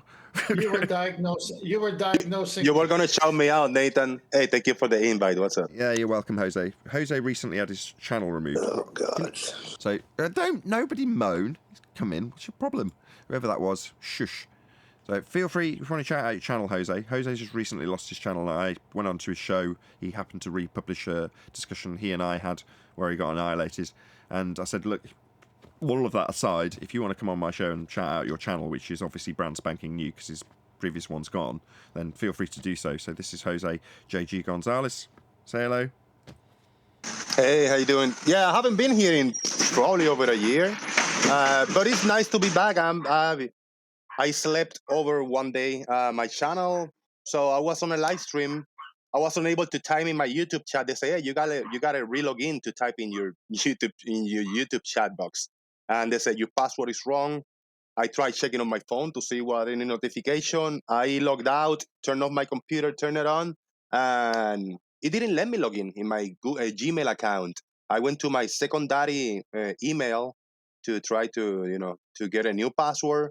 And they say something is wrong. We're going to send you a text notification to your phone number. The phone number was wrong, was different. So somehow, somewhere, they changed my password. They changed my two-step verification phone number, secondary email. They hijacked my account. And then they start streaming some kind of Bitcoin show on my channel. They changed the name to my channel. In the first 5 minutes, they start streaming a Bitcoin stream. They had like thousands of people watching. And then later that afternoon, the channel was shut down. They said this channel does not exist. And somebody told me they check on the channel and they said the channel is being removed by YouTube for breaking the copyright or something like that. Right. And my email, I couldn't get a hold, so I lost everything in my Google Drive. That was my main Gmail account for years and years. So I lost, it hurts me a lot. I lost everything family related, all my memories from everything device. it is what it is. The show must go on. I opened a brand new channel. I got like 300 subs. If anybody want to check it out, it's Jose JG Boom. And I really thank you for the nice comment. I appreciate that, because it doesn't matter how we don't look each other in the eye. We disagree like 100%. But you all have always appreciate content creators. And, I know you had to hustle to get the channel where you got it today. I had to hustle to get mine where I had it. And I'll start fresh. No big deal. It is what it is. Thank you for the Jose, invite, man. question for you, friend. It's Adam. Sorry to hear that, Yeah, mate. Yeah, I know we disagree on stuff, but that's dirty what happened there. So you're starting a new show, just because I know you're the flip flop. Is the new channel? Is it going to be a flat Earth channel or a ball Earth channel? It's going to be kind of an open panel. I changed a lot for the past few years, in my channel. People call it, that's a ballers channel, because most of the Globers and the ball people join the channel, but I always got it open for different points of view. So if I am alone ranting to everybody and 2 or 3 flat earthers will join the call, the Google Meets or Discord, I will play the baller. I will try to argue with them in the ball side. Now, if there is 3 or 4 ballers, the ones that join, I will flip-flop quickly, and I will play the skeptical and the kind of a denial, and the opposite view. So I try to always keep it a little more dynamic. It's kind of my style. I'm not much of a debater on arguing against people. I try to point, some little details and just let you guys run, and do your thing. I just provide a platform for people to hang out and have fun, pretty much. Yeah, you need one because they get annihilated here. What's the save it? What's the name of the channel? Can you shout it out properly? We're still live, so this should hopefully encourage people to go to the other side, the baller side, the JG baller side. Go ahead. Just joking. The channel name is Jose space JG space Boom, BOOM. So it's Jose JG Boom. And if you check on it, it's got the logo, my ugly mug, ugly face, little avatar, and it's got probably like 300 subscribers. Small channel. Perfect. Well, as a YouTuber, I wish you every success. As a flat earther, you are most definitely you're not the enemy. I actually couldn't care less. But with that, I'm going to say, if you are watching this on either Nathan Oakley 1980 or Nathan Oakley Premiering Streams, then stay tuned, as there will be an after show to follow.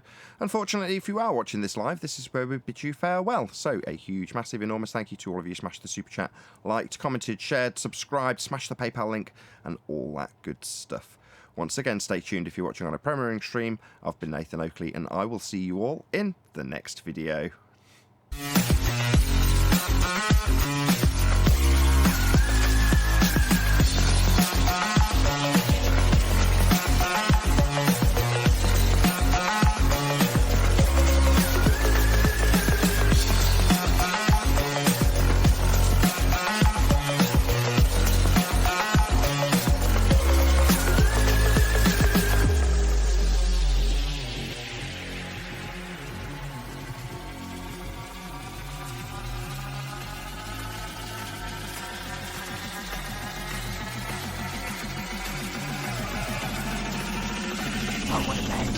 What a lovely day! Shout out to Inspector Gadget, who says, I won't be subbing. I came in to kind of that shameless plug, but I will, in exchange of that, I will try to come in the next few days, come in early and bring something fun for you so you can do something. I'll bring something sciencey or proofsy wise. No. You don't owe me any. Don't worry about that. You don't owe me anything, Jose. I felt bad. I saw what happened. I asked a few people what's going on with Jose, and they're like, he's gone. He mentioned something about Bitcoin. Now, I didn't know the full story, but I'm like, that's a bugger. I don't want to see anybody's YouTube channel shut down. I don't care what they're doing. If they're covering Bigfoot or anti-flat Earth, it doesn't bother me from that when I've got that hat on. So when you see it, it's always heartbreaking. You're just like, I don't want to see that. So as soon as I saw it, I was like, suddenly your flat Earth hat comes off. Who cares that we disagree? It's not the point. You built that channel. I watched you do it. Now, while we were competitors as you did it, it didn't change the fact that I watched the work you put in, and I was heartbroken for you.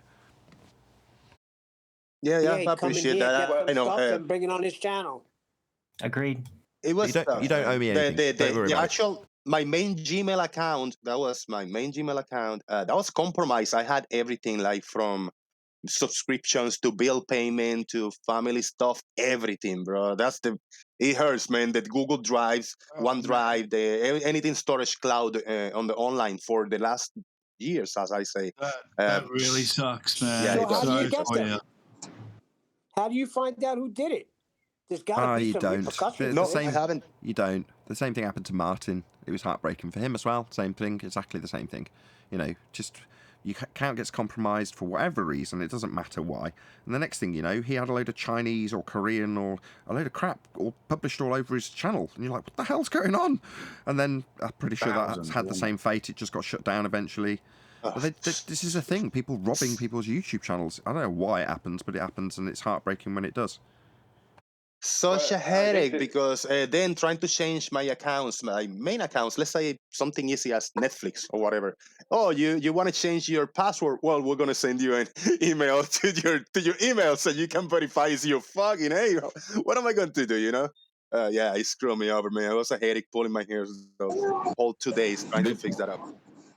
Did you lose family pictures and stuff too? Because that would be probably the worst thing. Yeah, everything, man, everything on it. That's everything. horrible. I got some remnants around in some little SD cards and in an old computer I have. I downloaded a few, but out of thousands of pictures and videos and 15 years of memories, I probably have, I don't know, 10 or 15 pictures Have you tried contacting Google to see if they can get you access back to your drive? Yes. I haven't been able to talk to a human person yet. I go through the walkthrough and problem solving or whatever the electronic part, and everything points to me as, no, you're trying to log into an email that is not yours. You're trying to get into an account that is not yours. That's how it looks like now for them. Me trying to get into my older account is like I'm trying to log into somebody else's account. That's how. Yeah, you really need to speak to someone with some authority. Jose, what about your shows that were downloaded by people over the past couple of years? Yes, there's remnants around. Yeah. There's a few shows around on the YouTube. If you Google the name, Essie Montreal got a full show of me, 3 hours. The Mind of God got a full 3-hour show. There's a lot of clips and stuff around. Yep. Yo, Jose, did you ever attach your phone to your email account? Yeah. There was the 2-step verification. The password was very strong. I had my phone number, and instantly when I tried to get on my phone, the phone that was on the account was already changed within a minute. That's the first thing I checked my phone. Yeah. Well, don't worry, the cops are coming. I can hear them. Yeah, they're slick. Yeah, I know. Welcome to Florida. You just have to deal with it. I know it's harsh to say so, but you've got to kind of put it behind you. As long as you're now in a position where you've got access to a new email account, you've got a new channel set up, you just have to move on and hope that you get enough support in the process. Now, in debate, you're a dick. In real life, I've never met you, but you know what I mean by in real life. As a person, as opposed to a persona, you seem like a regular guy. And like I say 1,000 times, I don't want to see that happen to any YouTuber. So hopefully other people in your own community, that would be the Globe community, will support you and big you up, and you'll get, help moving forward to build your channel back up to what it was. I hope that happens. I really do. Yeah, they've been all right. There's a handful of people. There's 15 or 20 people of my, loyal people, subscribers, that they actually follow me since my Flutter days, and then when I started as a Globe. And yeah, they're supporting me big time. I really think a lot of people. Good times. Good. Jose, do you use an Android or an Apple? That was my segue away from the tech talk. Nathan, that slide is up. Okay, let's go to that. Let's see what the slide is. Sorry, Brian, you just caught it. I know you want to discuss it a bit more, but we're into... No, it was just... Go ahead, 10th man. Yeah, so this was Adrian, new on the scene, I think. To dip or not to dip, that is a correction. Yes, you're assuming the artificial horizon give a horizontal plane. Nobody is disputing that. It does not follow that the rest of the surface parallel to that. No, it must be. Who is this idiot? Is this a Glober? Oh my God. Oh my God. This is why it's such a great argument. Eli said he knew who that was, that Adrian guy that came on. He said it was one of the well-known ballers, headmaster or something, I think. Okay, he's been on here a few times. Yeah, but he came on. Good night, everybody. I got to run. Take it easy, Jose. See you, Jose. Yeah, good luck, Jose. Good luck. Jose. That's horrible, Jose. I hope you recover, man. Yeah, can you imagine this response? What response? This response from Adrian over there. Oh, right. Sorry, I took it off screen already. Yes, indeed. I just can't believe it. Well, the problem, like I say, it's the major problem, isn't it? Yes, of course it's flat. It doesn't mean it's not a sphere. That's paraphrasing what it's saying. That's exactly what it is. I had an interesting to and fro with Mr. Sensible over the weekend. Because he was having it out with me and with Flatside. And he offered me to come onto his channel on Friday night. And I said, well, pay me the 5,000. My fee is €5,000 for 2 hours, or 3,000 euros for 1 hour. And for that, I'll go to whatever platform you like, your channel or anyone else, and I'll debate, just straight debate. You don't get any extra thing. I don't wear any special T-shirts or NASA hats or anything. I'm just there purely for a debate. And I'll debate like I ever would. And he was like, this is ridiculous. Like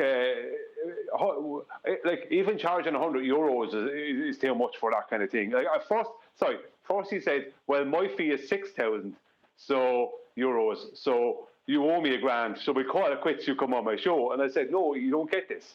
I said, I'm not the one looking to go onto your show. You're the one who's looking for me to go onto your show. I said, so I don't care what your fee is. I said. It doesn't mean anything to me because I'm not looking to be on your show. You're looking for me to be there. You don't understand how this works. And he came back with some other stuff and he says, maybe you're avoiding me. And I said, yeah, I am. I don't want to have my time wasted. That's exactly what's going on. And he said, you must be scared, kind of stuff, that kind of stuff. That's the general gist of it. And I said, yeah, scared to have my time wasted. I don't want that to happen anymore. That was the end of that. Hey, well done. That's the perfect response. They can give you 5,000 euros and you won't be scared anymore. Oh no, I've no fear of the debate. Like debating someone it's that having your time wasted. And no, I know. I know. I'm just saying. Yeah, exactly. They just have to give you 5,000, and all the fear goes away. Because well, if you get paid something out of it. Sorry, it's not wasted if you're getting paid for it. So they can ignore you all they want to if they're willing to pay you to do so. Yeah, they can mute me, do whatever they want. I'll be on whatever they want. I just debate as normal, and whatever they do after that is up to them. I don't care. If I get the 5,000 for the 2 hours, I'm quite happy to do it. I'll do it once, twice, 3 times a day if I have to. Once I get the 5,000 for the 2 hours, or the 3,000 for the 1 hour in euros. Because this has happened several times. I got that off several ballers, several different people on the ball side. It's like, well, my fee is blah, blah, blah. Nobody cares. Nobody's looking to talk to you. Nobody's looking to be on your channel. Nobody's looking for you. Do you know what I mean? It's like, you're not, you're asking for other people to come onto your channel. You're asking for other people to debate you. They're not asking you to debate them. So if you're asking for me to debate you on one of your channels in your situation or whatever, then it's going to be 5,000 euros for 2 hours, 3,000 euros for 1 hour. Other than that, you'll find me on Nathan's when I'm on there, or QE's or whatever. That's right. That's for free. They can come in now and challenge me for free. But if they want me to go and actually have a 2 hour debate somewhere, that's going to be 5,000 euros.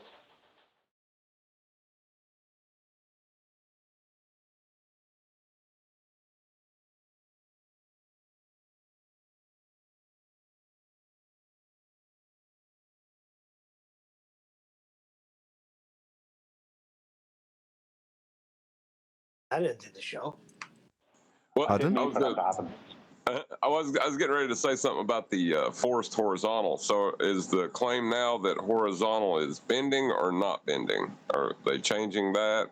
What's going on with that? It's just a lot of pain. You're not going to get an answer to that question because what you're asking is, why all the pain?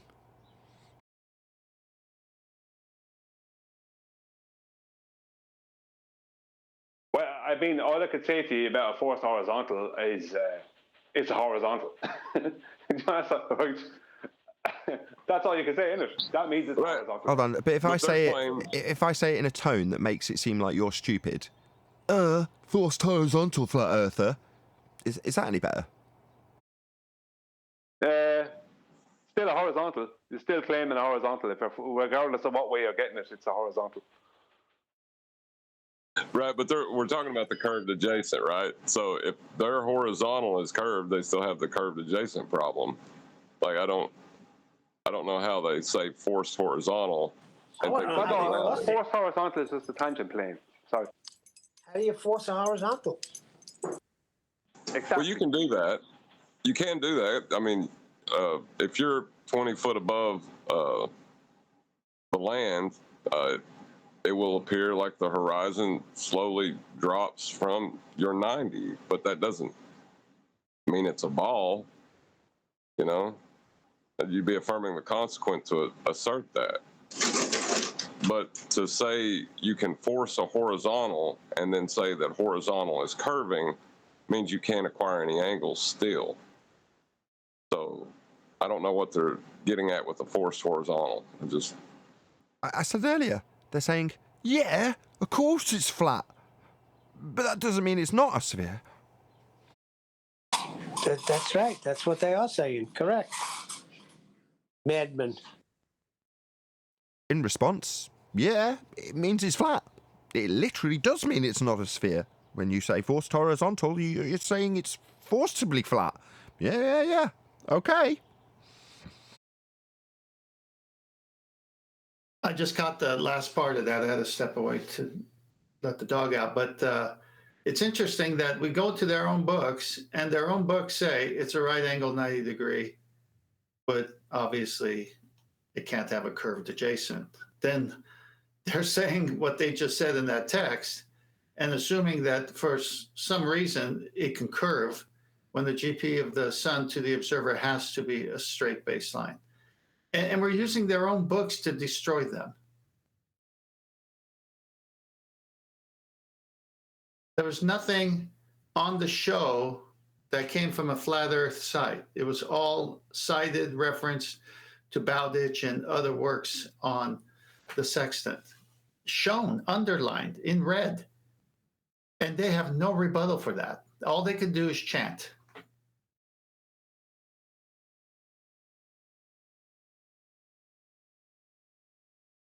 Well, like the original tangent plane argument was that the horizon was geometric and the Earth just appeared flat because it was so big.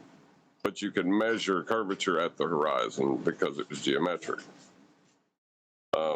And then they said that horizontal was actually bending at a rate of r.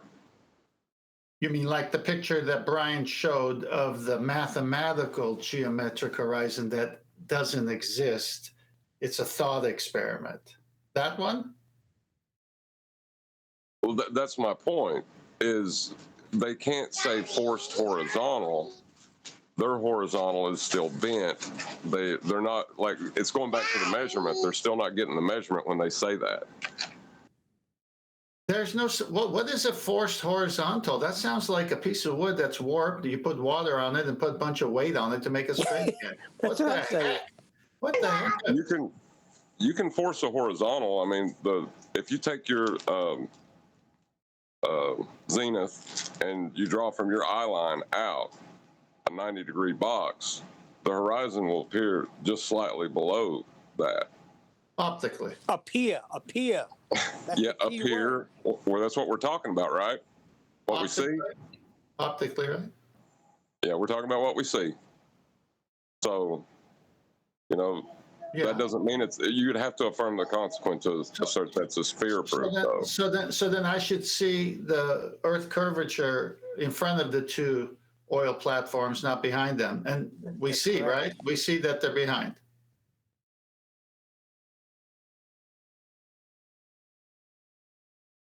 No, that's a forced flat Earth. That's a forced oil well platform trick. Okay, what's that have to do with the tangent plane? I mean, I've already discussed the tangent being debunked. I'm saying that when they say they're forcing horizontal, it doesn't help their case any, because their horizontal in their minds is still curved. Why would a baller force a horizontal?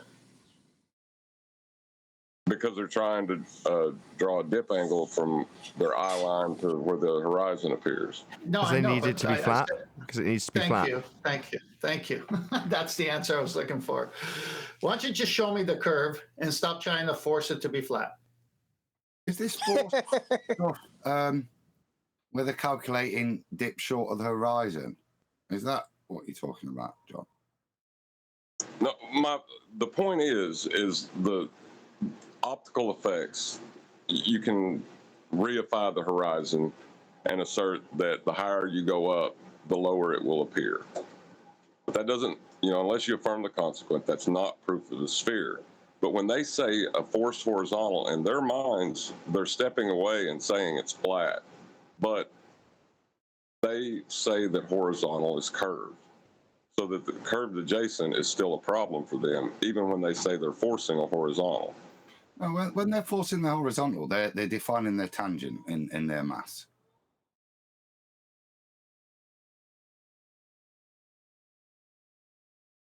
So it doesn't touch the surface. It's a tangent at the surface at the point where you're taking the measurement, when they're forcing their horizontal there.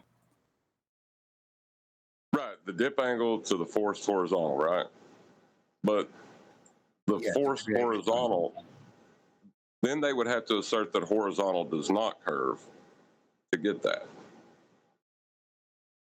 No, because this is where they then have to take, because they've created a tangent to a curved surface, then this is where they have to change the way they calculate everything, which is why they have to go to the center of the earth, because no longer are they dealing with the surface in the heavens, because they're ascribing different way of doing it, and then that's why they go to the center. That's why they excuse a straight line on the top of a curved line. And that's how you have to get past it. You have to go with that measurement to a place you can never go if you're going to assume that your straight line elevation angle that you're taking is actually a tangent to a ball measurement you're taking. It's the only way in geometry you can go to resolve it is to the center of that ball. That's why they have to go there, because their surface is curved. The only way the geometry can get them out of it. Adam, that box under the GP of the sun, what does that represent? That box on that perpendicular relationship of two lines? It's a horizontal line to your, it's a parallel line to your zenith. 90 degree, right? Can you force a 90? Can I see a force 90 degree? Is that 90 and a half? We're dealing with people who are in denial and chanting. It's just useless for these people. Look at the last picture I put up. He's basically agreeing with us, and yet thinks he's okay.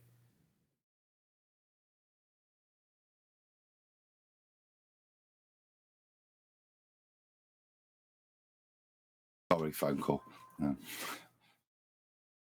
No, I'm doing.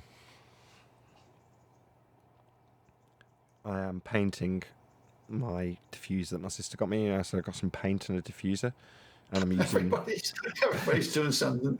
He's painting. He's answering a phone, and we're taking down the globe at the same time. Exactly. But I've got the box that my projector came back in today, and I'm using it as a table to paint this diffuser on. So there, that's what I'm doing. Right. Shall I quickly cover this? Then if we're at a rest, can everyone see the screen?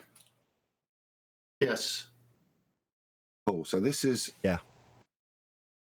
Mitchell's drone, and he's gone to the shore, and he's a load of pictures. And the only difference is the altitude he's taking them at, and you can see along the top bar here all these different pictures: 3 meters, 5 meters, 10 meters, and so on. And what I've done in all of these pictures first is go through them all, and you see in the center of the sun there's a nice target. So I've tried to locate as best I can the center of the sun, and also put in the point where it appears the horizon forms. And that's all we're going to measure. So just where the sun is, where the horizon is, and the distance between the two. And just compare that against height, altitude that the image is taking. So everything else should be the same. It's a gyro gimbal, so it should all be parallel to the surface. The image is, all we're doing is like climbing up a cliff face, but with the drone. Now, disclaimer time. I'm not measuring angles here. I'm not trying to replicate a sextant use. This is a photograph. It's limited what you can do with it, but what I wanted to do was compare the photographs and where the horizon resolves in the photograph and where the sun is in the photograph and where those two have a relationship to each other, and just look at that in each individual photograph and just see if there was anything in it.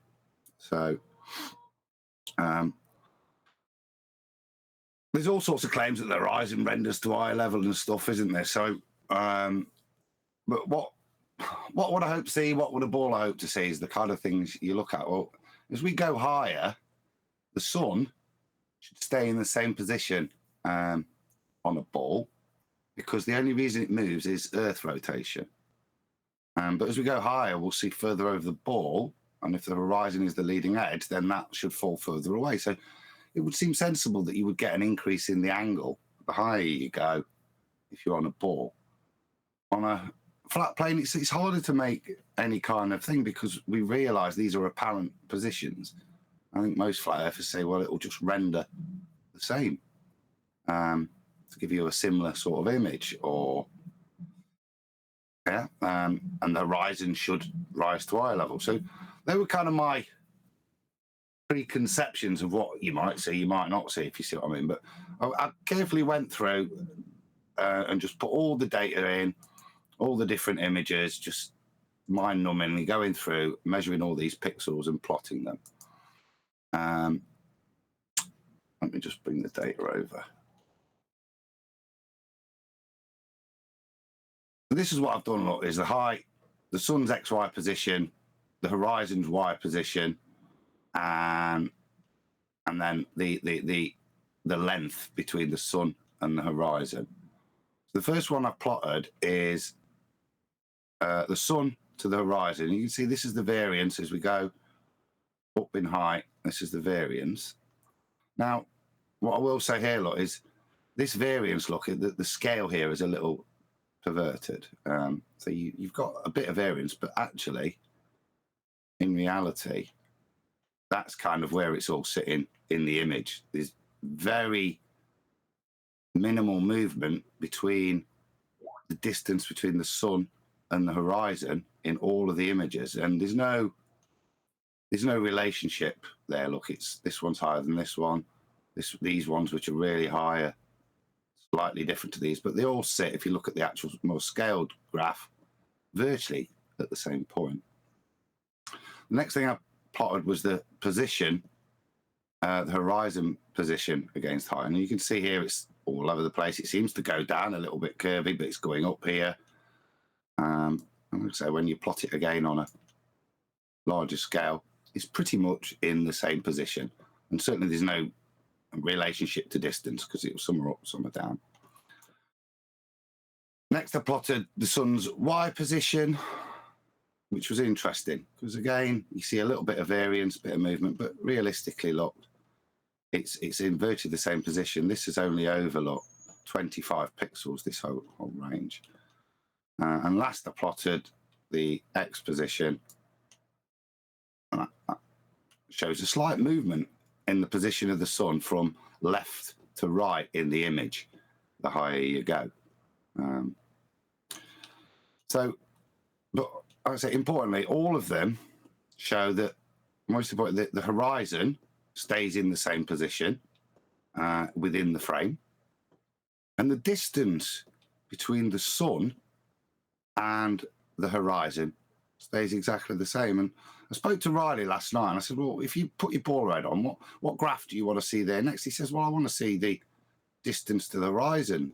I'd want to know what it'd look like on a ball. Now, I can't do that in relation to the image, but what I could show you is what a curve would look like in terms of observer height.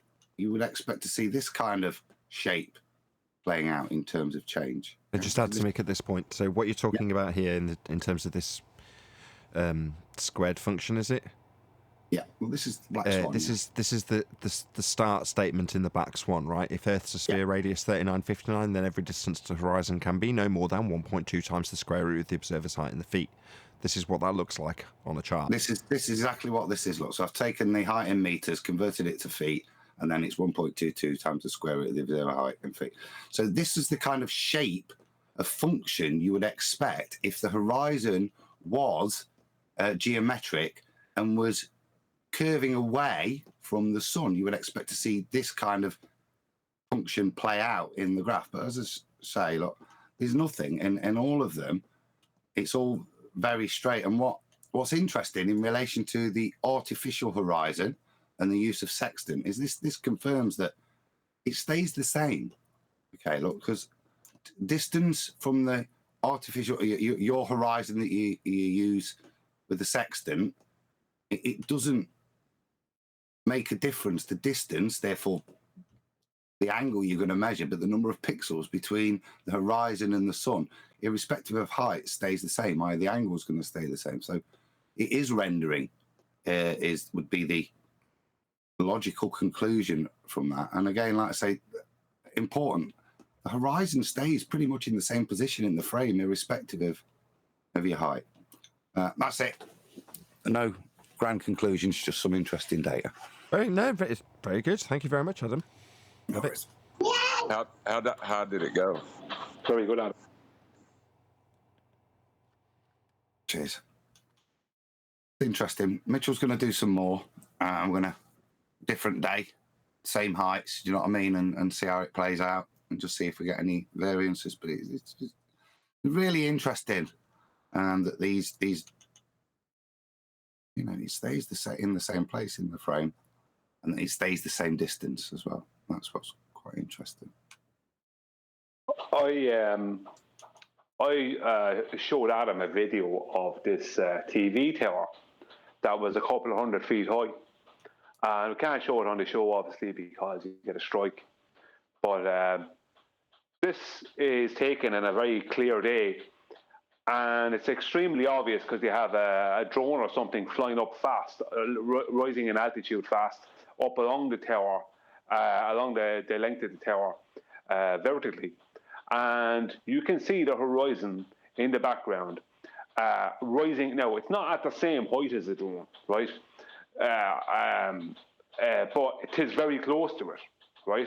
Because I don't, this whole, the horizon to eye level thing is not correct. Because the horizon's a visual, I have to put in this disclaimer, it's a visual location, and if you're standing above the waterline, no matter if it's 6 foot or 60 foot above the waterline, and you're looking out at the horizon across the water, then, that's it, you're higher than the horizon, than where your visible horizon is.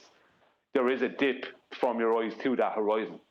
But the difference is, when you rise up and up and up, the horizon, right, what happens is that you get to see, rather than seeing things in a horizontal view when you're standing on the ground, the angle you get to see is greater and greater and greater. So what happens is the earth or sea stretches out further and further and further, giving the impression that it's rising with you, right? And that is an absolute impossibility on the globe Earth. It has to continually drop downward. It can't rise with you. It has to drop downward. There is no way around that. Isn't that missing the point of the Black Swan, though? Because even if you can measure a difference between 1 foot and 100 foot and show that the horizon has dipped slightly, even if it's fractional, like it's still missing the point of the Black Swan. Well, it's not because the fact that the that the land or sea you're looking at stretches out further the higher you go because you're angled to it. You're then not looking in a horizontal, you're looking at an angle to, let's say, down along it, right? That is like the horizon. Can I have a try? A visual location. Come on, you go. Well, I'm trying. Because I don't know it's not flying in the face of the black swan. It's kind of almost like reaffirming the original argument, which is to say it's putting the stress on the if P statement, which is to say that if we are on a sphere, we must have that geometric physical limitation, and it's stressing that side of the black swan. So it's not going against it. It's just, saying, if you like, it goes alongside the black swan, because you're saying, well, we don't have a physical geometric sphere edge for a horizon as shown by the black swan. And then Brian's saying, well, if you're on a sphere, you've got to have a physical limitation to your view. And then Adam's plotted out how that would behave exactly in line with their claim. So I see what you're saying. It might seem like it goes or misses the point of black swan. It doesn't, because it sits right alongside it when you point out that you're going to need a sphere edge for a horizon, and this is where it would be. It's just sort of maybe backstepping one, maybe. It has to. My whole thing is if the horizon, right? If someone claims, a flat earther claims that the horizon won't change its position to the eye as you raise and hide, and it does, it's still not dealt with the black swans. I think you're actually missing the point of what I was saying. Should have a claim on that. I think didn't make that clear. I don't have a claim with what it's going to do. I was looking to see what it was doing. I'm not making a claim because I don't. Contrary to a ball, I'm not assuming the claim is going to be geometric. If I'm making any assumption, I'm assuming it's going to be optical. It's going to do to my angles. It's going to do mostly to do with the weather on the day. So when I look at it, I'm not trying to draw any geometric inference from it, and that's not the purpose of looking at it. I was trying to figure out how eyes work and lenses work, if you see what I mean, in terms of rendering to the observer, because that's what we're looking at here. Not looking at the nature of the Earth. We're looking at how reality renders to the eye and what factors are in play there. I think you're after missing my point, John. The point I was making is, and I can share the video with you later, is that from the position that the drone or whatever starts to lift up, the horizon in relation to that moves, right? Even though I don't care what little dip there is there to the horizon in relation to that appears to move up with it. It can't. The point is that the further it goes up, the more the horizon rises up with it. Now, it will have a small dip down to the horizon from the view. Let's say it will be making a parallel with the surface of the Earth, so it will have a small dip to the horizon. But the point is that dip doesn't really change. It just it rises, and whatever dip was there originally seems to just rise with it. So the whole lot rises up. Right, it just rises up and up and up, and the horizon rises with it. On a sphere Earth, that cannot happen. That's my point. Do you understand? Yes, but my point still stands. So if I can measure a difference at 200 feet from 1 foot, then what does that mean? It just means you're looking across your eye line is making a parallel with the surface. That's all it means. But it did what you said it can't do. I never said, no, I said it does, that there is a dip to the horizon. I've been saying it for years. That the horizon doesn't rise to eye level. The horizon appears to rise to eye level. That was the original statement back in 2014 and 15. The horizon appears to rise to eye level. It doesn't actually rise. If you're standing and your feet are at the water, right, and you have a 5 or 6 foot viewer height looking out across a lake and the sea, right, and there's an horizon there, right, then technically the horizon, right, where the water is below you. I don't care if it's 4 miles away, 100 miles away. If you are above that, if your eye line is above the water and that's where your horizon is, then your eye line is above the horizon. So doesn't matter. The horizon is an optical location. The point I'm making is as you rise, as this drone was rising, the dip didn't change to the horizon. The horizon just rose with it. So whatever dip was originally there, it stayed there, but it rose, the whole lot rose together. That can't happen on a globe. Right, but you can measure a difference in dip. That's what I'm saying. Between 100 foot and 1 foot, you can measure a difference in the dip. Yeah. So's Brian. Yeah, but You're both agreeing. Yeah. I never argued that point. I've been saying that for, I don't know, since 2016, or maybe before. I don't know when I started saying it. I even made a video about it. One of the first videos ever made in 2017. Like, Can I say something real quick? Will not rise to eye level. Go on, Neil. The first 5 housekeeping questions are on the way to Neil deGrasse Tyson. Thank you. I'll let you know if I get a response. Continue. Thanks, Neil.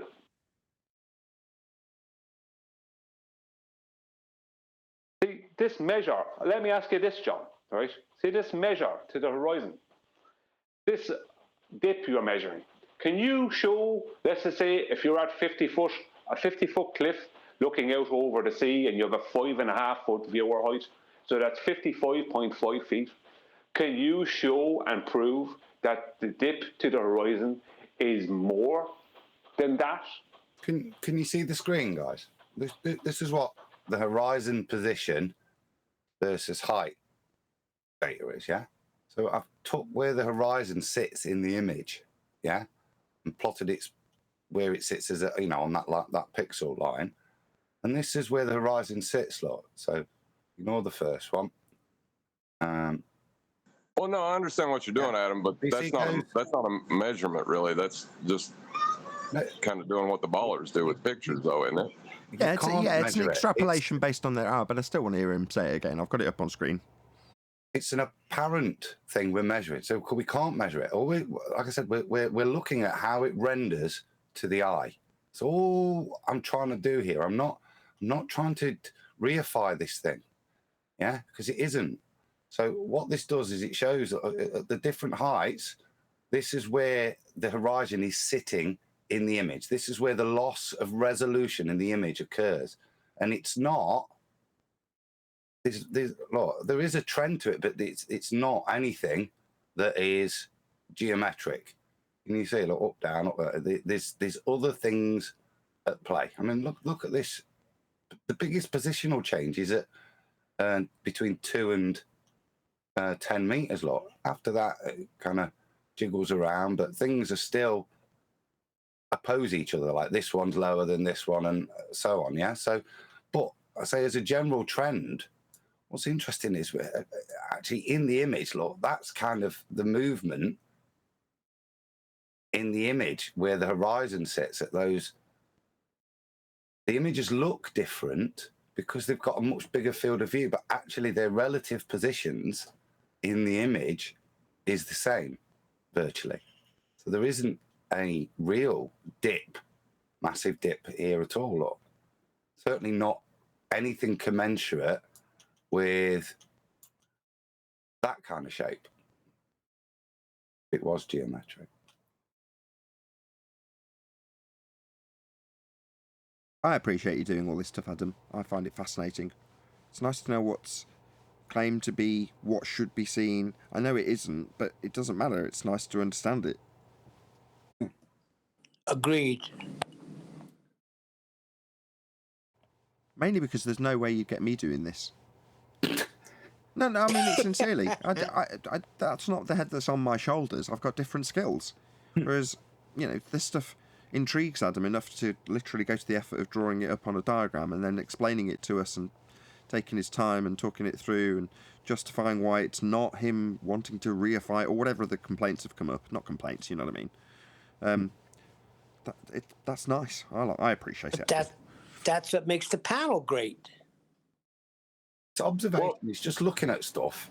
I'm not trying to draw any direct inference. I'm just trying to see if there's anything there. And there is something there. Look, that's really interesting. That supports all the it appears to stuff. But So for me, that's the appears.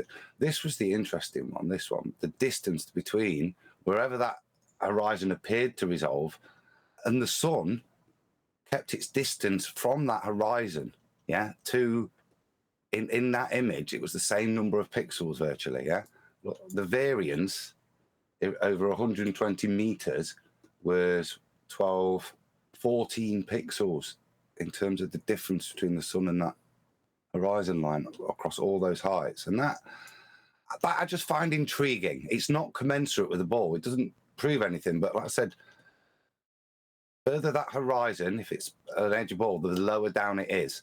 And the only reason a celestial object moves in their model is rotation of the Earth. So the higher you are, it should stay fixed still, relatively. But that horizon should drop. So the distance between the two should increase it on a ball, would be what I would expect to see. And if I was Ruif, what I'd be trying to demonstrate, look, I can demonstrate this with this in this way. But it's not there. And that's what I find interesting. There's nothing there to represent that. It was well worth the 5 hours. 5 hours, wow. Yeah, no, I reckon. 5 hours? No, don't be shocked. Obviously, it took a long time. You've got to plot it all out manually, right? You've got to get all the data points and then put them in. I had to put them all in. And then I try to be as blind as I can. So I'm not doing anything or expecting it. So I put all the points in first. Then I went through and measured it all. Didn't really look at it, just put the numbers in. You know what I mean? And then you take it to that stage. And it's intriguing. It's just like I say, there's no claim. Right, Adam. Sorry, go ahead. No, it's just intriguing to me. Like I say, there's not a claim there. I'm not trying to prove anything with it. I'm just seeing if there's. It's statistics. It's data. It's just is there a this I found interesting. You see, look, the movement of the sun from right to left. As you go up higher, you get a larger field of vision. So where it sits relative in the frame, that moves a little bit. But again, it's not a straight line. It's a little S shape. Look, it's got a synovial movement to it. So that's interesting. Yeah, like the graph in the who was it? It's from like 1800 and something, where they give you the dip correction mathematics. That took a similar S shape. Yeah. Yeah, I'll use your words then. You're not doing any measurements and you're not proving anything. No, I'll tell you what I'm doing. I'm investigating so I can try and understand how Bowditch's tables are derived. That's my primary motivation. That's the word. That's the one. Bowditch. That's the one I was fishing for. Yeah, that's what, because we've looked at it. We've looked at the dip angles. We've looked at what they're saying, and it ties them to a geometric edge. That's their claims, even though the tables were there before the descriptions. So we're looking at these things, and we're trying to figure out how these tables are derived. And you can see, to me, the root isn't geometry. The root's how the eye resolves at different heights when it's got greater and greater angles to the surface that it's looking over.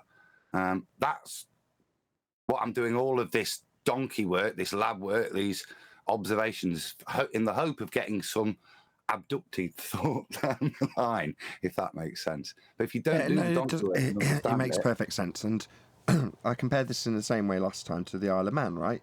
Had we have known at the time that it was just a begging the question fallacy, and someone came along from 2021 and said, look, we've got this argument that debunks their claim that there's a physical geometric sphere edge, you don't need to go through this process, I'd feel some sense of loss. Now, in the same respect, because we're not going through it with our opponents, with it being very aggressive and heated, you're going through it with idle curiosity. Now, you've got nothing to prove. You're not utilising this to leverage a sphere claim. It's just you like maths. You like doing this. So you're just doing it because you like it, right? Am I wrong? No, I love statistics. Yeah. Perfect. You said, I couldn't have given a better reply. You love doing it. What I was going to say when I interrupted a second ago is, if you love what you do, it stops being work. This is work. There's no two ways. What I'm doing right now is work. I'm not going to lie about what I'm doing. It's work. but I love what I do. So work, if you though. love what you do, it stops being work. Now, for Adam, this isn't work that generates him an income. It's still definitely work, though. He put time and effort and precision into what he's doing. Yeah, but it's gratifying work.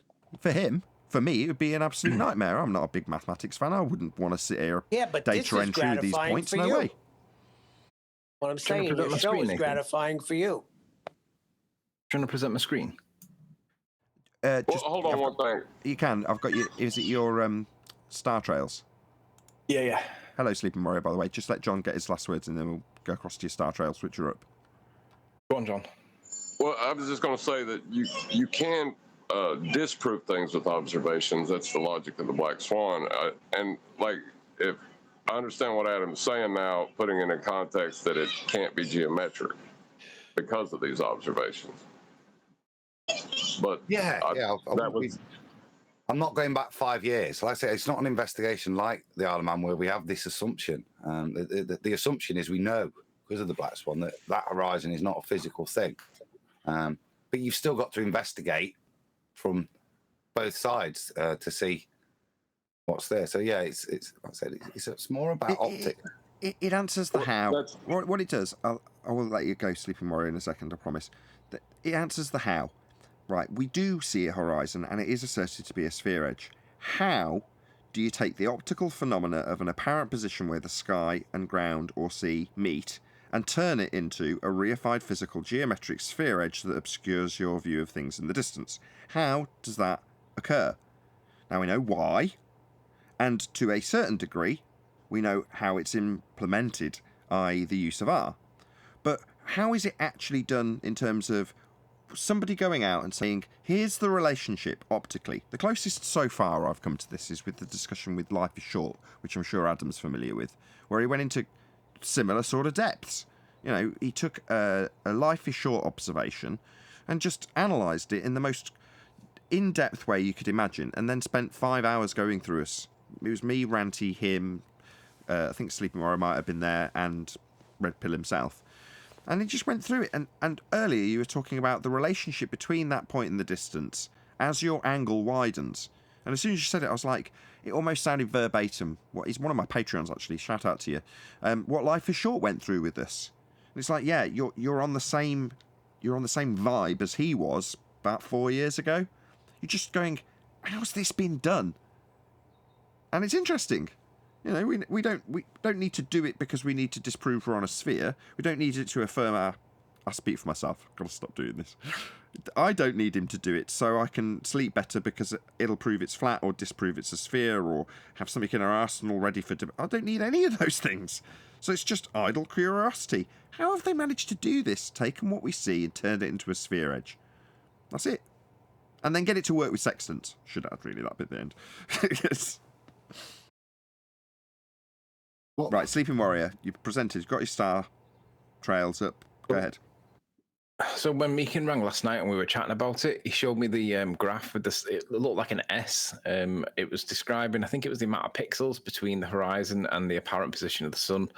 I might not be right, but the point is that when he showed me the S sign, it showed that it was speeding up, then slowing down, and then speeding up again, and it was creating like an S wave. It reminded me of the Star Trails, and essentially my point is, like I was saying to him, like just consider that this might be some kind of lensing effect, the way that the Star Trails appear to be because however you describe these Star Trails, they don't do what they should be doing. There's something weird going on, and the perspective that I was trying to get to him was that they kind of look the same in the sense that they should be a straight line, but for some reason it's an S shape. So perhaps maybe it's not it might be a lensing phenomena, and that's what I was trying to get to because they appear to look similar. That's all I wanted to say. Okay. Cool. Thank you. Yeah, but no, because that S is the rate of change. S. It's not. That's an X coordinate movement, so it's a rate of change that you see in terms of that gradient. That's what's interesting. It's not linear the way it moves across. You don't go up 2 and the sun moves across 1, if you see what I mean. There's not that relationship. The rate of change is that gradient, you see. So At lower levels, it's a much steeper incline. Then it levels out, and the rate of change is slower, and then it speeds up again. It moves more pixels per meter you go up, and then it levels out again. That's what's interesting. It does remind me, if you go and watch just imagery that Dave Weiss brought out when he was doing, like, I think he was focused on the sunset. But if you imagine what it looks like from the perspective of that camera, as he just goes up, it kind of does look that way. Like you're getting a widening of the angle, and then it kind of jerks forward, and then it widens again, and then it kind of jerks forward, and you get a bit further view, and then it kind of does have that pattern as you go up in elevation. You'll all be going into Dave Weiss's videos now and looking at what I'm talking about. But just watch him raise the drone very slowly and steadily up, and you'll see exactly. The other one was Tim Osman. In fact, that relationship is almost shown on the. Nobody's claiming the horizon's Earth curve. Tim Osman's this is Earth curve imagery, where he's got a whole series of flat plane expanses widening, and then the next one along has kind of got less of an increase in terms of the distance that you can see because you've gone up a bit. In other words, it's kind of taking this stepped effect every stage. There's like these set stages where it'll reset how it presents itself to your eye. At first it looks like a widening of angle, and then it looks like a increase in depth perception. Then there's a widening of angle, then there's an increase in depth perception, then there's a widening of angle, and so it goes on. And that's plotted out in terms of the... what's his bloody name again, Adam? Has he run off? No, I'm here, but he's gone now. Now the press. What's the guy's name that we're talking about with the dip correction? Bowditch. Bowditch. I was going to say Babbage, and I knew it was wrong. Bowditch, exactly. When you're looking at that, that's what it shows in terms of the reverse, the correction for your height. In other words, you go down a bit more, and you're going to have this stepped effect at this altitude. You're like, why? Why wouldn't it be linear? Or curved, you see. Or curved, yeah, or a squared function. It's intriguing, but that's it. It's stuff like Dave's videos that inspired me and Mitchell. We had some data from that. You can see stuff's happening, and that's the purpose of doing a few more of these as well. Is to just get in that very crude form what's happening, how are things, what are the relationships to each other, and that's all we're doing in terms of that visual image. And it's interesting in terms of what it's showing, because it's great. So you can't draw any direct inference, but it's great when it doesn't contradict you, and when it supports what you're saying, with regards to the sextants, artificial horizons. Just to see that was lovely. To see that sun and that horizon maintained. Yeah, that's what I'm laughing, because I'm thinking, when I say to the audience, we're not stressed about this, and generally speaking, there's not going to be anything that's going to pop out of the blue that's suddenly going to contradict our position. When you go, oh, that was lovely, when it just completely lined up with exactly what we talk about and how it works and what we already knew, that's lovely, that is. Well, by contrast, Adam, when you've got things like curved adjacent, yeah, that's not lovely. What's the opposite of lovely, Adam? That warm, squidgy feeling with everything lined up with your flat Earth affirmation in this regard. What's the opposite of that feeling? Yeah, it's going to be, as Neil said, pain. Comfortable pain. Right, that's what our opponents experience. Yeah. They can't sleep at night. I sleep lovely. Me too.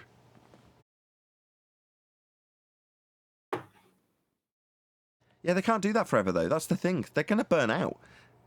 Anti-flat Earth, right? That flash in the pan. Because that candle might burn bright initially. It's going to burn out fast.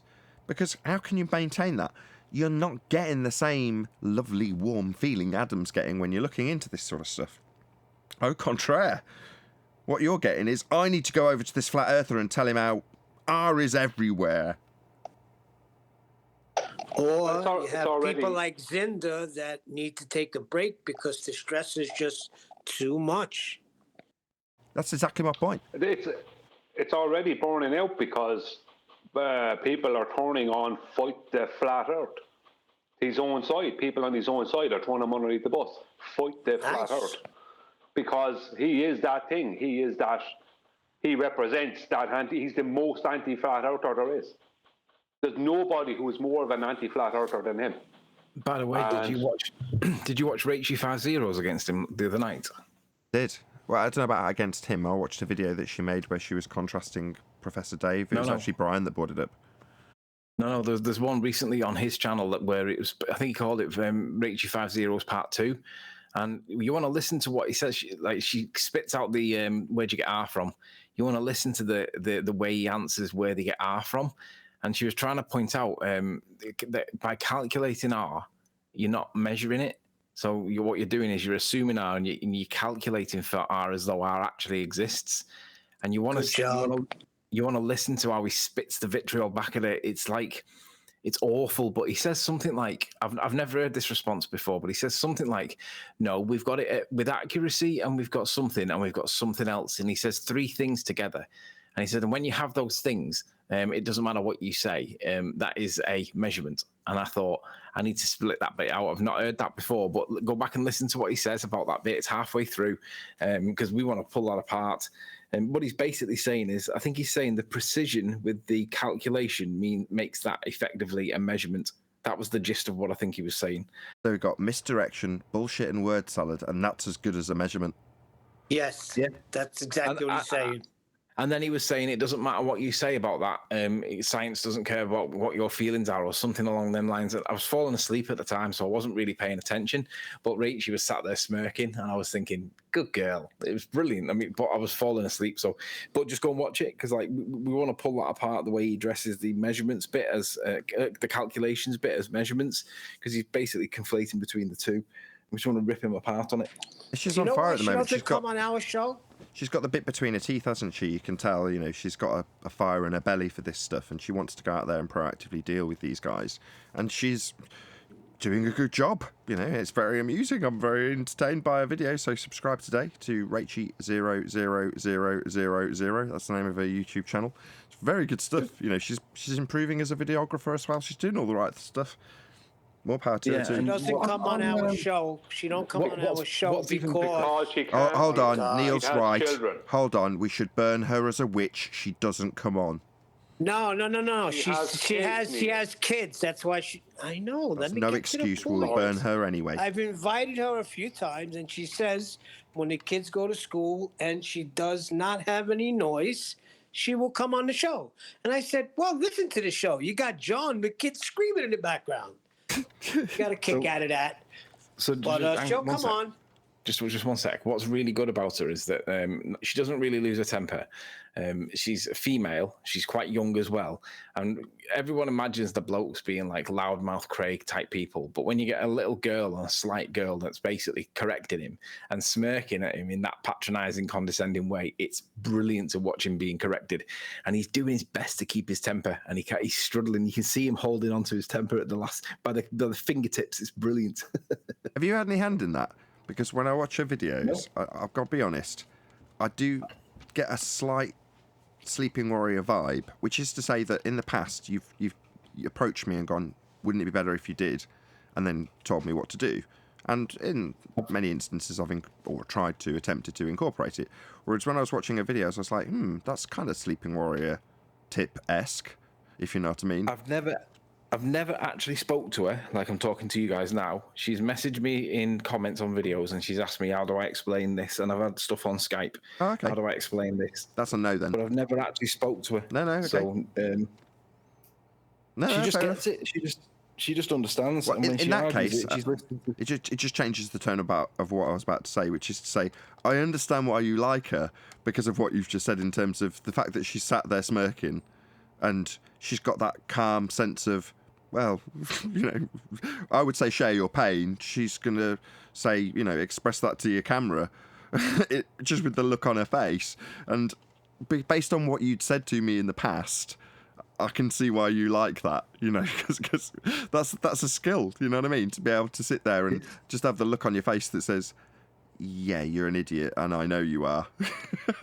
It's great. It's funny because when I read through her comments, the comments are that nasty and negative, but they're all basically saying that you're Sleeping Warrior Mark II.